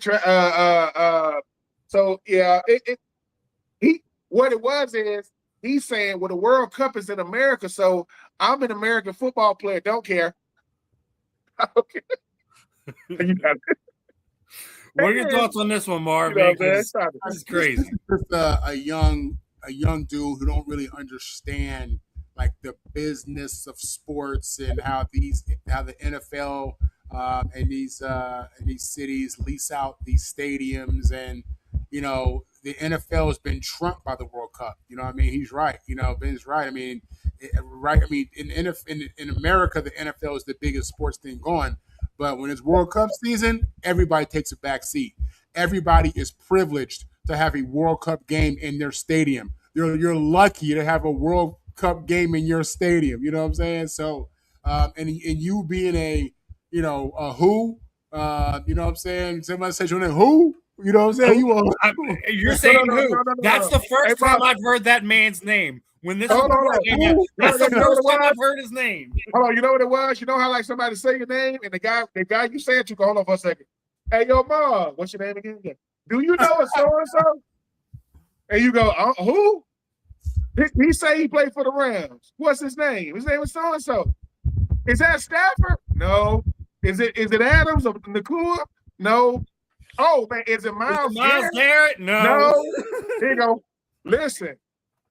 Well, tell him he got to pay. Well, listen. Cam should go talk to Chad Johnson, because Chad Johnson, he loves himself some World Cup. And guess what? He saved his money when he was playing as a player, so he can go and travel and go to the World Cup games and do this, that, and the third.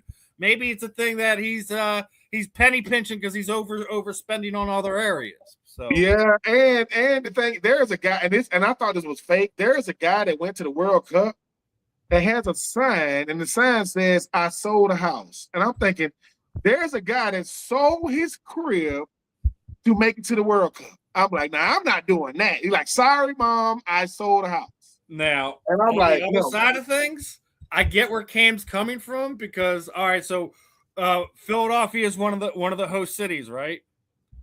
And one of the guys who normally like tailgates like Eagles games, Phillies games, etc., went down, right? You want to know what the price increase was for parking for regular cars and the extended vehicles, etc.? So it's normally like anywhere between $40 to $80, depending on if you have a regular car or if you got one of the big old caravans, right? Can you guess what the price of what was at the same parking lot for the World Cup? What was it? Take a look, my friend. So your regular vehicle, it costs you $150 to park there. If you had one of the big vans and you had to park at $600 just to park at the venue for the World Cup.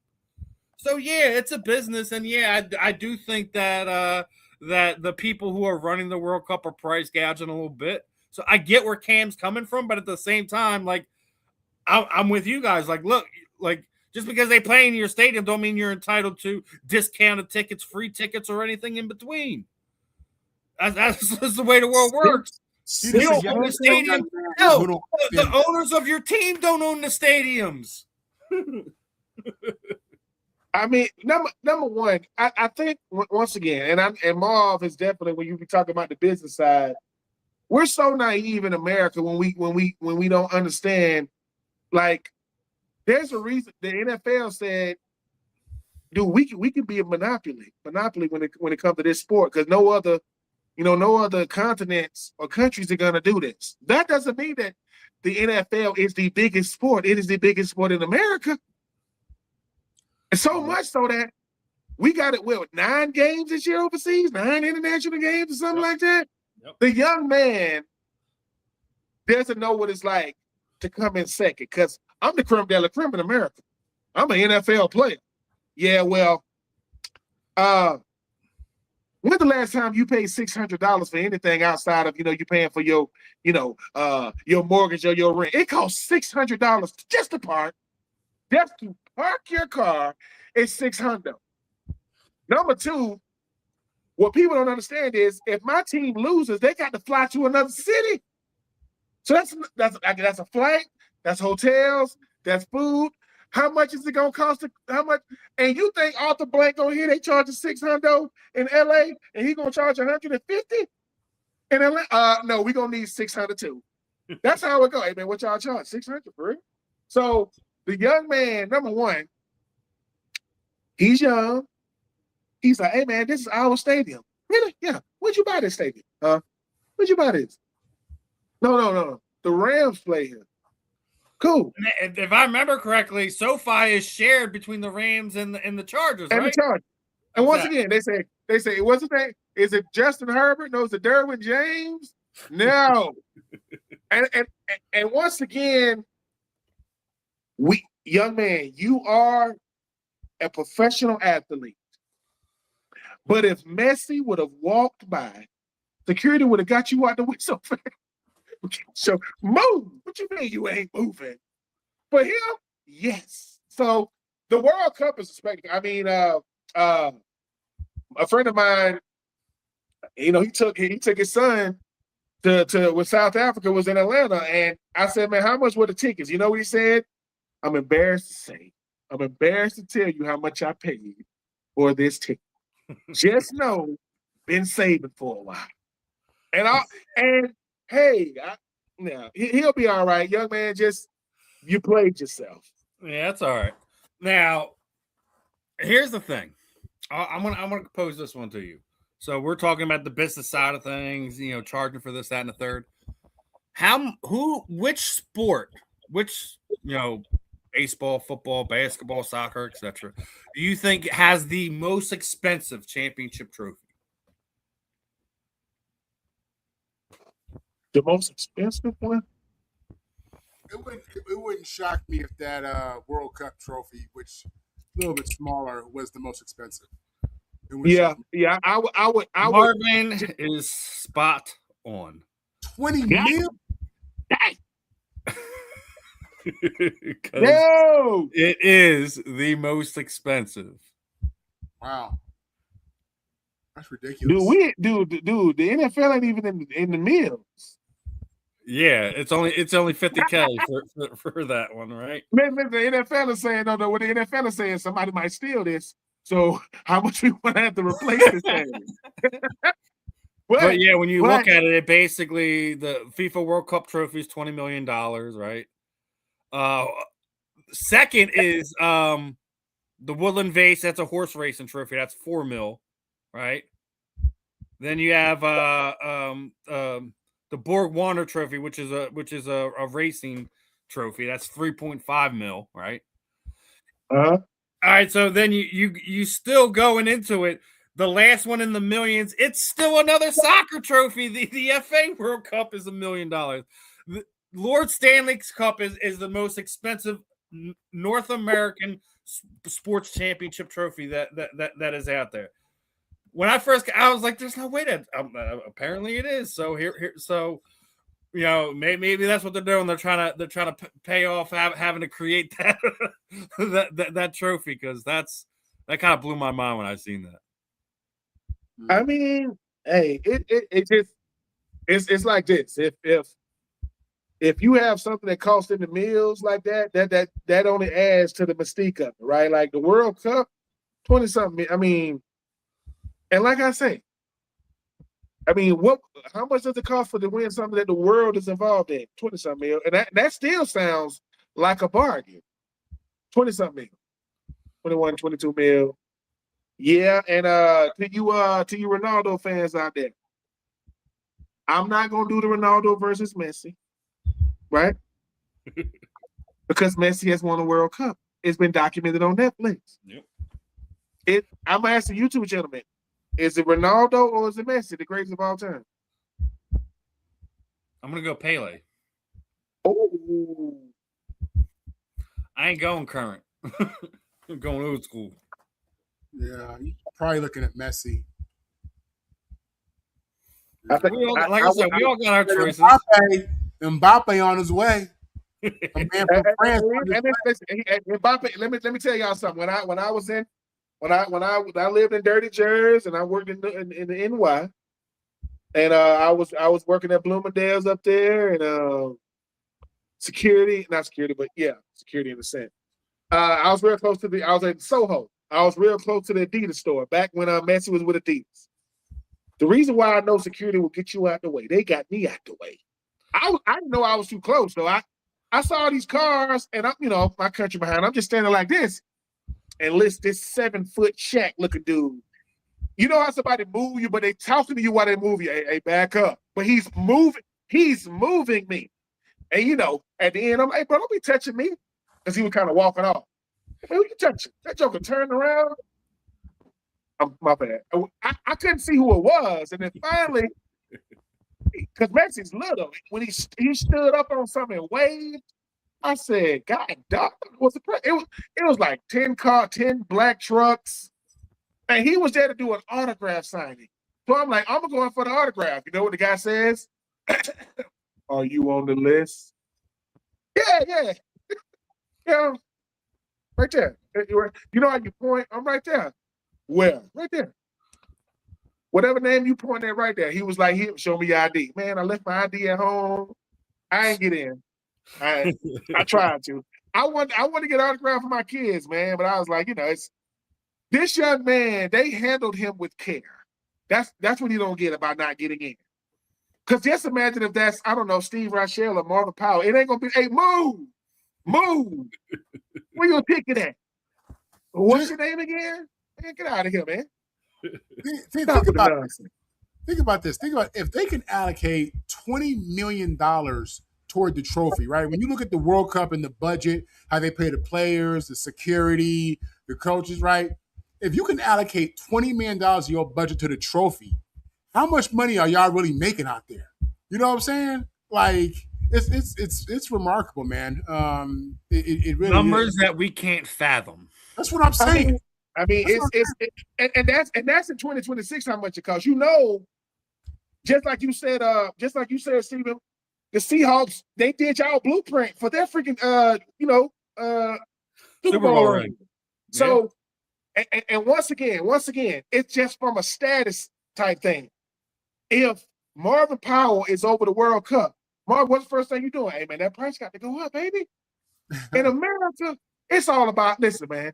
I said, listen, we live in a stylistic world. I know we want to talk about substance. We live in a style. It's how it looks. What do you mean? Well, Travis Kelce, ask him what it's like, being Mr. Swift. Ask him what it does for him. And he has no problem being called that. He has no problem being said, what's your name again? Travis. Right? 21 mil in 2026. it's gonna be 50 mil 20 years from now. Easy. Because the gold is gonna be, coming from some country in Africa, the diamonds, it's gonna be, neon and orange, burnt orange. And hey man, so when somebody wins, they holding 20 mil in their hand. That's crazy. I am holding 20 million in my hand. Please take this. Type of insurance policy you gotta have for that. Dope. I like that. Which is another reason the young man got asked, "Who are you?" Who? Well, you might be looking at the World Cup champion, and you don't want to pay. Ha! Stop playing. It's people behind you that just pay $600 a part. If you don't get up out my face, bro, stop playing with me. Going from that to some sad news that got announced over the last few days because reports came out that former NFL star Chris Johnson has revealed that he has ALS. Ben, I also want to start off with you on this one. What are your thoughts on what the Johnson family are going to have to go through? I'm not gonna lie. When when it comes to the Titans, me being an alumni of the Titans, they always do the alumni events, and they got to talking about Chris Johnson over the weekend. It's just they were saying a lot more stuff about him. Should he be in the Titans Ring of Honor? What does he rank? And at a certain point, I'm like, man, they kind of like oversaturating us with Chris Johnson, and I'm thinking something was up. So then when I wake up yesterday, and I see it, and I'm seeing him. I never got a chance to meet Chris Johnson. My last year with the Titans in 2007, his first year with the Titans in 2008. So I never got to meet. I haven't gone to any alumni events. It was hard watching that, man, because he's been diagnosed for a year and he already can't talk. It's extremely aggressive. And Steve Gleason, yeah, he can't talk. He got diagnosed. He's 40. He got diagnosed when he was 39. So yesterday, when he was doing the interview with Michael Strahan, he's talking through the computer. He's looking at it. He can't talk. And so I weep for that man, because there's nothing. He didn't do anything. No, let me say this. No one does anything to get cancer or Parkinson's disease or Alzheimer's or dementia or ALS. You don't do anything to get it. But his is a little more disturbing because usually, just like, even though this is most prevalent in Black people, sickle cell anemia, somebody in your family one of your parents have to have it, and they can give it to you. Nobody in his family has it. It's sporadic how he has it. To see Chris Johnson sitting there answering questions with his eyes on a screen, saying that he can't hold his daughter anymore, and he said his mind is still sharp and his body just don't cooperate. And the two things that stood out was he said that the doctor told him and his wife to get their affairs in order, and even with treatment, that gives him a couple of months. To call it, I feel really, really bad for him, man. But he's 40 years old, man. He's 41 this year. Hell of a player. But I think what he's doing is saying, look, I'm gonna fight. He gonna fight it. And his wife's sitting there. I hope that his wife is flooded with support, which I hope, I believe she will be. Michael Strahan was kind of getting choked up in the interview. He kept it together. But Marv, I don't know if you feel like this. Every single football player that ever played, you a brother of mine, whether I know you or not. And it do something to me, man. It really, really does. Because you gave the game of football everything. Everything. And sometimes the reward don't match the effort. It just don't. And my prayers are with Chris. I know he's from Orlando. They said this last Senior Bowl, he went there and he was mentoring them players. He gave out his phone number to say. So, yeah, man. Steve Gleason, who the guy knew that had, he's from the same. He's still alive. He's had it for a long time in a wheelchair, can't talk. But man, his wife said something that I'm gonna echo. She said, "Look, God does miracles, and He does."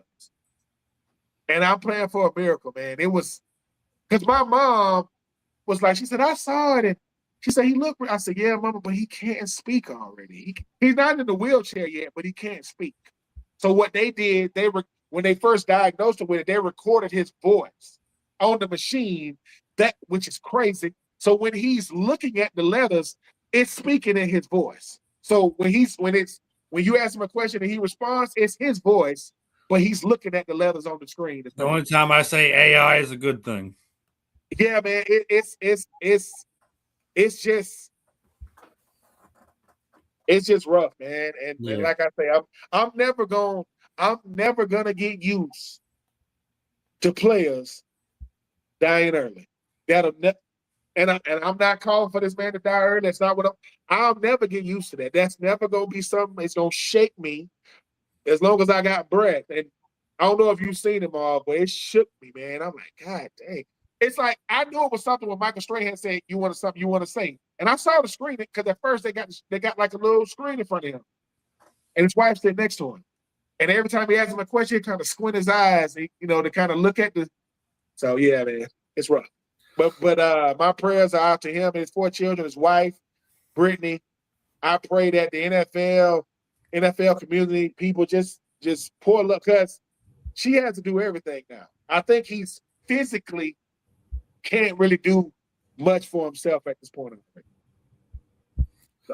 Marvin, I know this is kind of new news to you, so your kind of initial thoughts, reactions.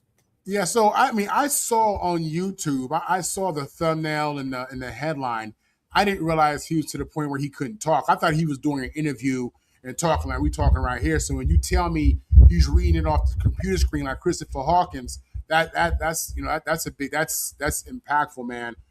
Ben, I absolutely, man. The reason I got into the NFLPA is just because I miss being around the brothers and I want to be able to have impact and be a part of that, man. So yeah, all the boys that have won that shield absolutely have love for me, no doubt about it.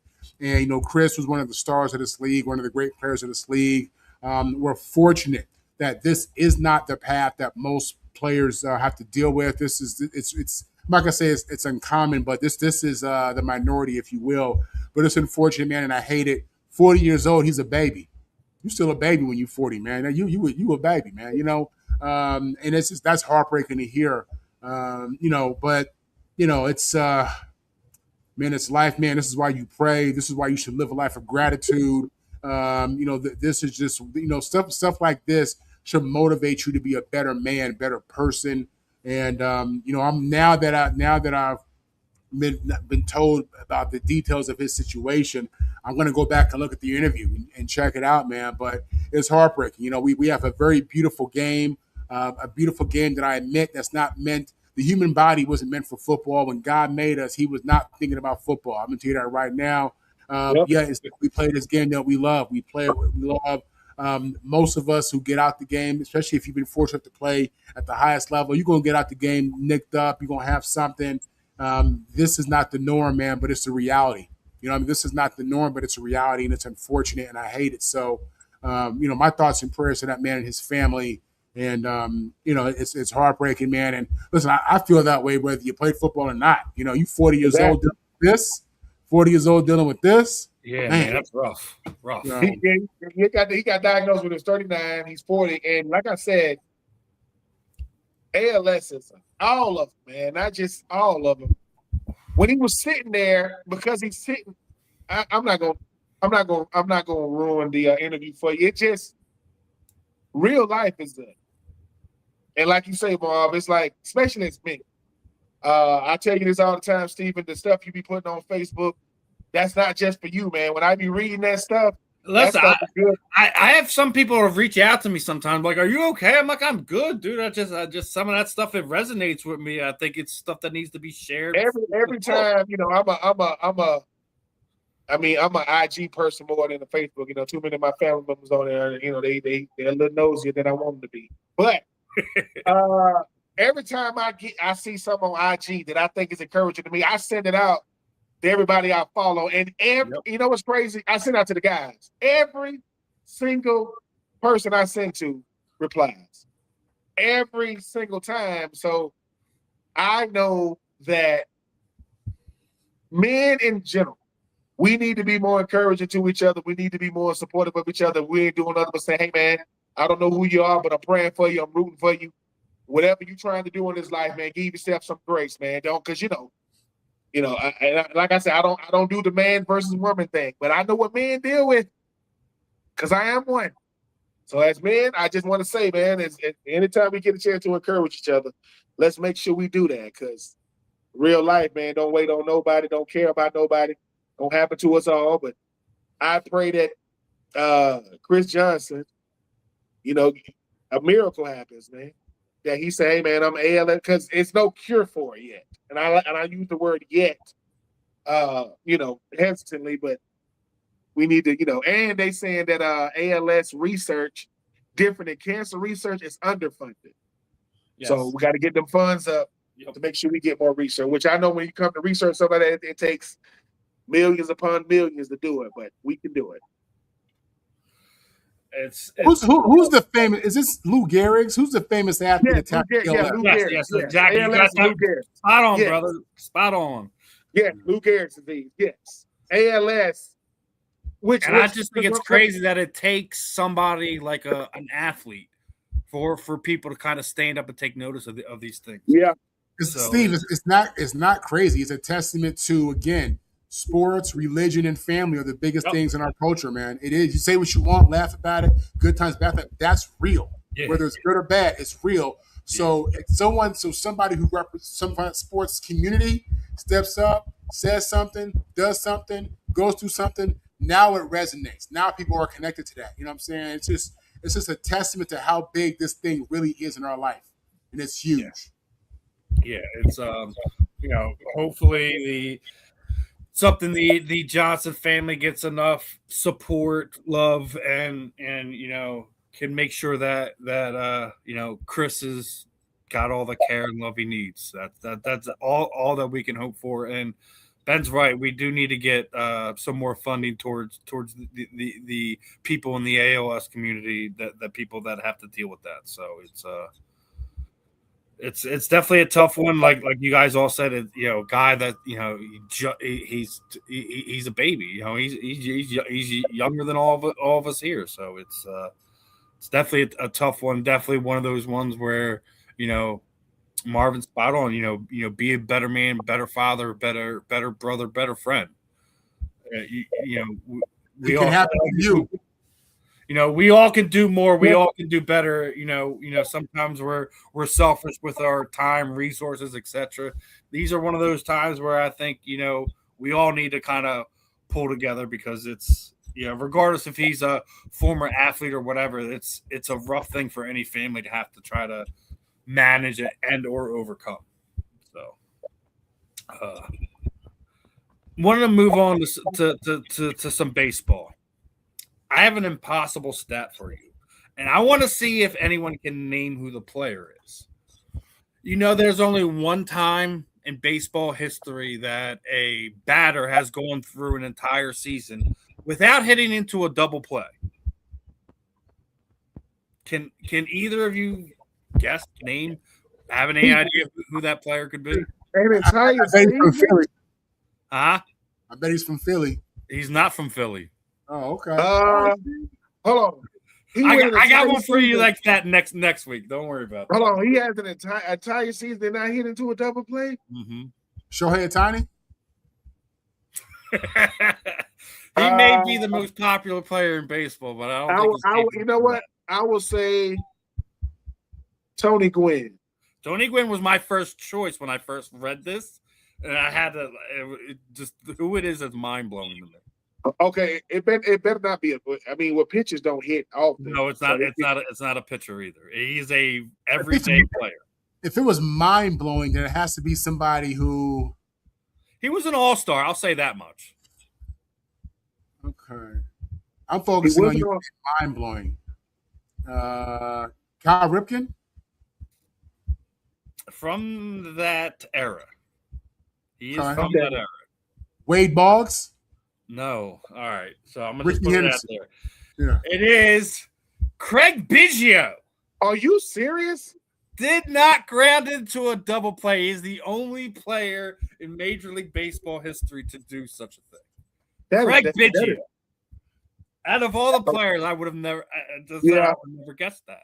I mean, that's to me, that's that's crazy. Okay, I mean, I would have never got Craig Biggio. I mean, I would have went through all these hitters, Sheffield, Barry Bonds, all these guys. Like, nope. But that's a hard thing to do. 162 games and never hit us to a double play an entire year. Bravo to Craig Biggio for that 1997 season.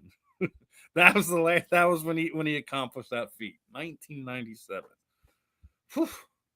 See, even on time, they can't do that. Like, I can't do that. I can do everything. I can do everything else. I can't do that. There is something I can't do. Hey, listen. I mean, since Marvin was on the whole Philly thing, did you see what happened last week with the Phillies? They were the first team in Major League Baseball history to have 4 consecutive games that are down to their last out and win in the 9th inning. I did see that. So, I mean, and I'm going to say something. 8 runs in the bottom of the 9th. Ben, are you ready? Here we go. Go ahead. Are you ready? Because you know it's coming. 3 games now. You only got 3 games up on us now. I mean, number one, the Mets have already fired their, Yeah, we'll see if the Mets can turn it around. But I will say this about the Phillies, though. I kept telling you this. I said, when it comes to the NL East, I don't care about the Mets. I don't want to hear about the Mets. They're gonna Met. The Phillies and the Nationals are always the teams that either, I'll say this, like with the Phillies, if y'all get too far out ahead, that's a problem. Because y'all ain't in the mood to let people catch y'all. You're like, hey, bro, I just think that when it comes to you guys, when y'all dealt with so much early in the season, I said, dude, if they figure it out, it's going to get ugly. And down to your last out, that's dangerous because it shows that y'all could do it. I say that to say, because my Braves was doing that, like, a couple of years ago, like, they called, I got sick of it. But from the 8th to 9th inning for my Braves a couple of years ago, it was the most exciting time in baseball. I mean, it wasn't good for my physical health, mental health either, because I'm sitting there watching this. But it's you guys are dangerous, especially in this in the NL East. I think you guys always been. You don't lack bats, you don't lack pitching, you don't lack talent, and you don't lack experience. It's just baseball. Baseball is weird as far as like how the seasons go. Yeah. So yeah, I would love to say I'm surprised. Well, with all them all-stars over there, I'm not. It's just my Braves need to get it together. I tell you what, you guys, Austin Riley, you guys need a third baseman? Because Austin Riley can go. He can go. Look, Bowman Stott are slugging over 500 right now over the last few weeks. So I think I'm good with a third baseman right now. We might need an outfielder though, because Aldris Garcia, tore pec muscle and is done for the year. So we need a right fielder again. I'll say this: there was a lot of talk in the offseason that from internally that Bryce Harper was an elite. Well, Bryce Harper is one of 2 NL batters that are over 50 RBIs and has over a 500 OBS. He is elite. Now, Dom Dabrowski needs to show the Philadelphia Phillies that he's still an elite GM. I think he did good last year with the Durantula trade. You got Mick Abel out of there. He isn't even in the major leagues for the Minnesota Twins right now. And Durant just he's 21 out of 20 saves. I think that's a pretty good move. You need another arm, you need another bat. If they can do that, they'll get over the hump in October. If not, then there's going to be a same repeat. But the fact that you guys a month and a half ago were 10.5 games up on us, and it's down to 3 now, and we're not even at the All-Star break. Yeah, it's going to be an interesting season. I mean, but I can't. Like I said, I've seen too much baseball to know. how many games back in the NBA is like being up by 10 going into the fourth quarter in the NFL. Something crazy about to happen, And I think the thing about the Braves my Braves seem to play better when things are tight. We don't do well being. What a year or so ago, how many games back where we was able to? Injuries were your biggest problem then, but But I will say this: the Nationals don't won one, my Braves don't won one. I don't care. I don't want the Mets to win anything. The Mets to me is like Florida State. It's like the University of Georgia. I don't want them to win anything, and they're not. I believe you guys are due to win one. I believe the Phillies. It's gonna, because Bryce Harper will not. He refuses to retire Mike Trout. I'm gonna have a World Series. I'm gonna have Mike Trout's not getting it. He's not. And I don't know unless somebody trade. Now, I heard some rumblings that the Braves might try to trade for Mike Trout. They want to do that. I've been hearing Atlanta, Philadelphia. I'm gonna tell you right now, and I know this is biased. If Mike Trout go to the Phillies, that is some B. What? You got Bryce Harper and Mike Trout. That is a different. Kyle Schwarber. I will say this. I think you would look better in a Braves uniform. That's just me. I could be biased. Listen, if the Phillies make an offer, you know the hometown boys coming home. You already know that. If Mike Trout does indeed become, a Philly, and it's only right. He spends more time in Philadelphia than he does. In Anaheim. And Mark, it's Anaheim. That's in Los Angeles, right? That's in LA. That's Orange County. So it's outside of Los Angeles, a little more south. People, listen, if you're not from California, people would say Anaheim is part of LA. I'm just one of those type of deals. You know what I'm saying? It's not, but it's, I don't know, hour and a half away, traffic down. You look at downtown Anaheim. So it sounds like, Marv, when you meet people that say, I'm from LA, where you from? I'm from Anaheim. You like this. That's not LA. Exactly. What? 100%. 100%. Gotcha. Two quick ones before we wrap this one up. Over the last few weeks, I think we all can agree this is probably going to be the last full baseball season we might have in a few years. And this is just what Major League Baseball is doing to themselves at this point in time. Some of the proposed offers and changes that they want to do is absolutely ridiculous. One of the ones that they put out there is that they proposed a complete overhaul of their domestic amateur entry system, removing any high school players from the draft that makes college players eligible after their sophomore season, which also shorten the draft from 20 to 12 rounds. I agree with shortening the draft and, cutting the bonus pool from basically, almost 360 million to 200 million. I don't think gutting the amateur system is what Major League Baseball needs right now. And then you look at the other side of the proposals that they're doing within the CBA, right?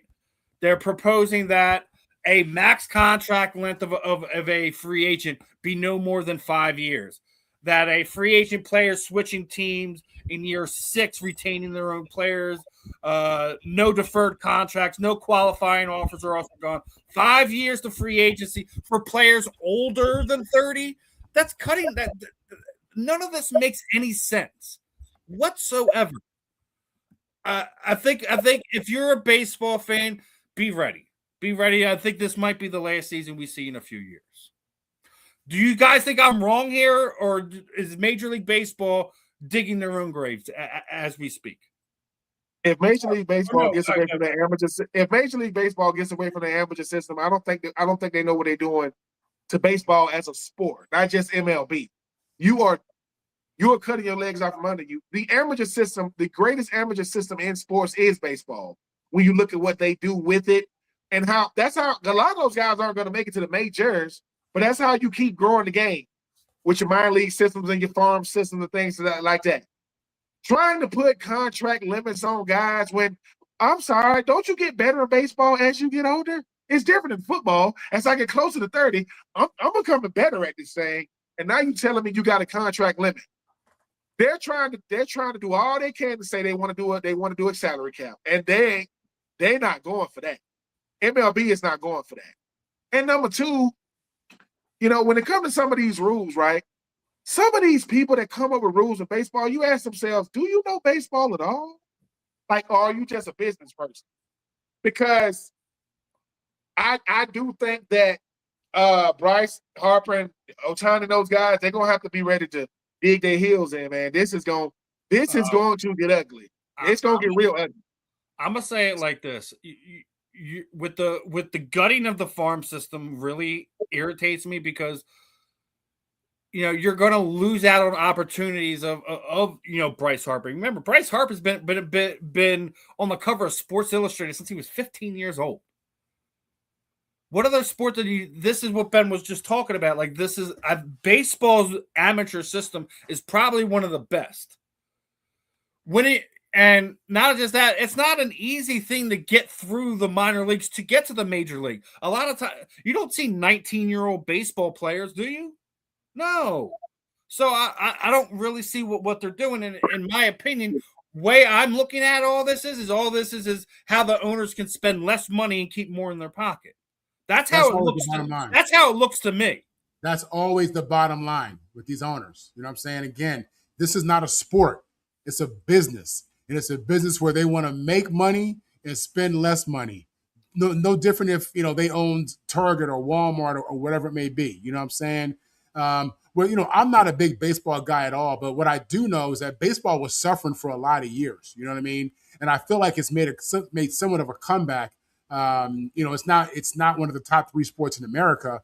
NFL, college it is football. No longer America's favorite pastime. Point blank. Whoa. And Marvin, you are like this.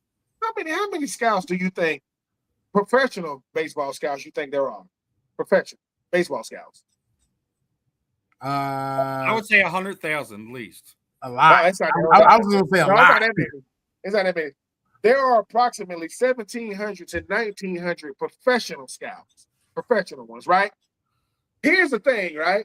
That the hardest thing about being a business owner is when you got to make budget cuts. It's not going to be pretty, and it usually starts on the lower tier. But the farm system in the major leagues, it is sophisticated. I'm talking. It's baseball players everywhere. I mean, football fields have to be 100 yards, 100 yards long, 53.5 yards wide. A baseball diamond, let's get it. Let's do it. Every other. So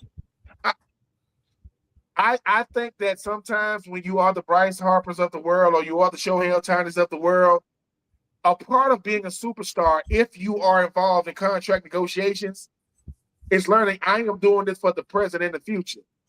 Because people like your dad, Bob, what he really meant to the game is because Al Capone is outside. That's what he really means to the game.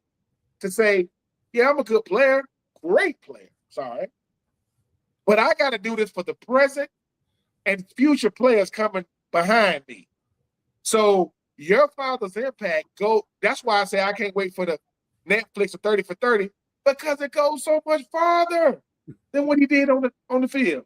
Your dad goes, wait a minute, man. If I'm the highest paid O-lineman at one given time, I got to use my leverage and my influence on these owners. So and that's what I hope these players are ready for. And I'm talking about the faces now. Excuse me, to not let these owners bully them, which means, and I know they might not want to say this, how many players 25 guys on a baseball team? Is it 25? Yeah, I believe that's it. Some of these guys, and I'm not, and this is just the country boy coming out of me.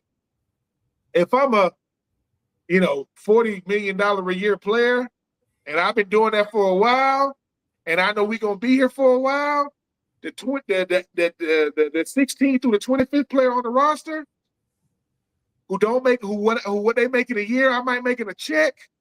I got to make sure they're good while we doing it. See, that's what no one wants to say. Hey, I'm getting in your business. This thing might last a year or so. I'm gonna have to look out for you. And for people saying, well, Ben, that ain't your business, the hell it ain't. Yes, it is. It is my business. And I'm talking about the ones that can't afford it, the ones that get endorsements, because what makes contract negotiations speed up is the guys that don't make millions every year. They making good money now, but it's like, hey man, my kid ain't in private school. My kid, you see where I live at? I drive by. You live in a neighborhood. I drive by your neighborhood. I said I live by you. I didn't say I live where you live. Marietta is big. Decatur is big. Philly is big. So don't say I live, so I hope they're ready to do that, because I do agree, Steven. When the commissioner tried to come and talk to Bryce Harper said, get the F out of my it's not gonna be good, man. Because, and Marvin, you help me understand this more. There's two realities going on now. There's the players and there's the owner. They are not the same by no stretch. No. So, hey man, we'll see what happens. Buckle up, baseball fans. It's going to be an interesting winter. I'll say that much. But last one I want to bring up. Obviously, over the last few weeks, BKFC's made a couple announcements. They are having a network deal with Fox coming. I told you guys back in February this was going to be a thing. It is official. They announced it. On top of that, obviously, Liberty Brawl is going to be here in Philadelphia July 3rd, but they're even moving even further because they officially have their fighters are going to have their own trading cards with Oyaz, and bunch of the fighters have already posted up some of their inserts and stuff like that. BKFC is making a lot of noise. Fox deal, card deals. What the growth they've done over the past handful of years. I think it's interesting. We'll see what else they're going to be doing to kind of grow the sports, grow their athletes. But the fans should be extremely happy the fact that you're getting trading cards, which probably means you're going to get action figures and things like that at some point in time. But the powers that be in BKFC, Dave Feldman, Conor McGregor, all them guys, they're making the right moves, in my opinion. Obviously, nobody's perfect when it comes to fight promotion and stuff like that, but I think they're making moves that are going to be sustainable for the fans and for the athletes.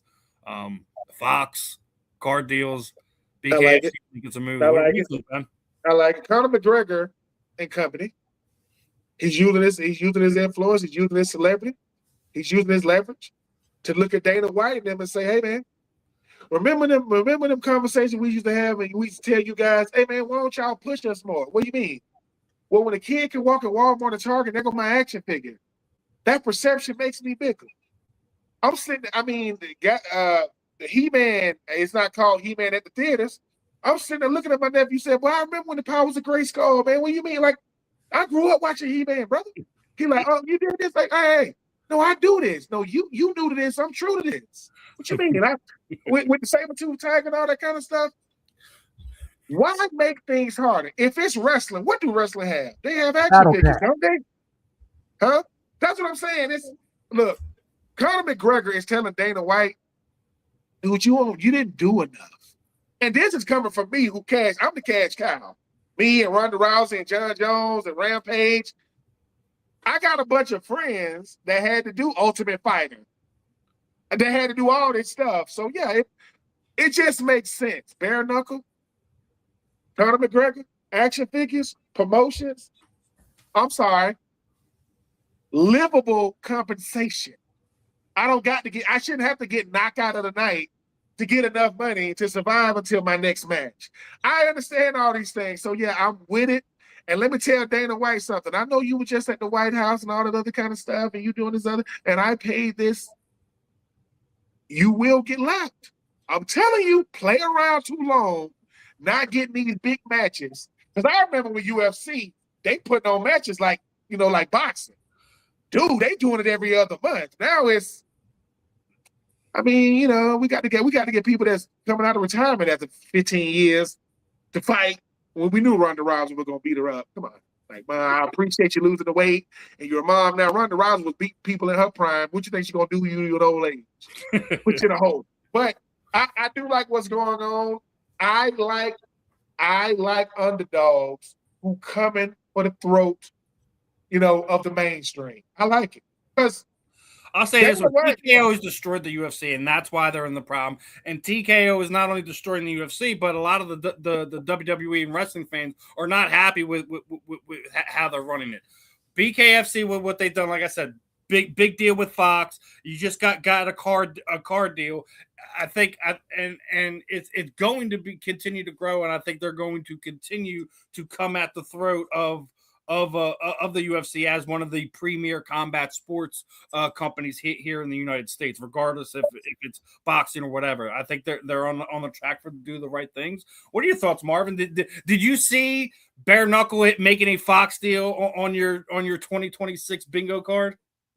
You know something? I enjoy the mixed martial arts. I watch. I'll say I watch some of the bigger fights every year. But just as an entrepreneur, I'm kind of with Ben. I like to see the small man, inspired by the bigger entity and want to go out there and do his own thing. It takes balls to do that. It takes courage. I mean, it takes a lot to go out there and put yourself against a major entity like UFC. But it's the American way. You know what I mean? Like the greatest companies and opportunities in America have come from ambitious people who wanted more, who wanted something different, you know what I'm saying, who looked at the big brand and said, you guys ain't quite doing it right. So, yeah, I'm all for it, man. This is truly an American thing to do. And I'm with it, and I love it. And no, I never really saw anything challenging the UFC just because of how big they were becoming. Yep. I remember when they started. So, it takes a lot, man. It does to do that, and it's all good. But if you pay attention, there are a lot of significant companies out there, shoe brands, car brands, and you think, I remember when not Tesla. Remember when Hyundai first came out? That's what I was thinking. That's what I was thinking. It was a bomb, right? The first 10 years, the cars were garbage. Yeah. Now they're one of the top rated cars in the United States. Yeah. So again, I'm all for that. I understand that model and that mentality. So I think it's a good thing. And if anything, it's going to make Dana White step up his game and create a better business model. Period. Or get left. Or because the whole thing about it, in my opinion, they've been left. As far as growth and popularity goes, they've been left. The only thing that some of these other promotions like the BKFC don't have is the revenue that the UFC pulls in, is because they've built that fan base over the last 30 years or so. So, when you're looking at we're looking at a sport that's not even 10 years old yet. It's not even 10 years old yet. So, I mean, look, I'm trying to tell you, when the powers that be, that being Conor McGregor, and putting his name behind something, that's the credibility. Yep. I remember when what did The Rock do? The Rock sat back and watched what the XFL was doing. He said, "Listen, I'm gonna do it over here the UFL. I'm just gonna do it a little bit better." Where's XFL at now? I'm just telling you, the right person come through and snatch it up. Yeah. And sometimes, and because Conor McGregor goes, "Hey man, how do I grow this? By making this sport to where I got to make my fighters happy, which means they're gonna have better fights, and the fans will come. We want to see people get beat the hell up, and it's legal. We paying for that. We paying for that. So, hey man, and I just like what's going on. Like I said, this is not a knock against Dana White. Sometimes you get rich and you get comfortable when you're supposed to keep going. And no, I think when TKO bought them out, they gave him enough money where he doesn't care anymore. Hey man, that's why Hunter Campbell's there and he's pulling all the strings now. Dana White is the face of it, but he's not actually doing anything anymore. So he get to be the one show up to the meeting and shake. Yeah, basically, like when they do the press con, that he's just there to answer questions. Like he's, as far as matchmaking, contract negotiations, all that, he has nothing to do with that anymore. Listen, and I'm pretty sure he put in his time. I'm not knocking. Well, no, I think that's why you've seen the whole Zuffa boxing thing come up and him doing more of the boxing, because that's what he's passionate about. That's what he has his hands all in right now. So. It's gonna be. And I gotta do this before we go. Listen, happy birthday, mom! Happy birthday, mom! Today is my mom's birthday. She's I'm not gonna say how old she is because she don't say keep people out of her business. But happy birthday, Mama! You know, another year on this planet. Yeah. And Daddy, whatever you have to do for her birthday, listen, Daddy, your money, my money is your money, Daddy. So you use your money for all of us today. Come on. Happy All right, birthday. Marvin, final thoughts. Man, we got 60 days till Trojan football. I think we got like 70 till NFL football. This is the hardest part of the year for me personally. I'm heavy football. I like basketball. I'm thankful that the World Cup is serving as a filler to help me out. Baseball, you know, I appreciate playoff baseball if it's Yankees, Dodgers, but this is the toughest part of the year for me. So I'm just counting down the days till we get training camp going. So I can kind of get back into my element and get back to my happy mode for the next 6 months. Those are my final thoughts. I don't blame you there, Marvin. Another fun one in the books this afternoon. I'm Steve.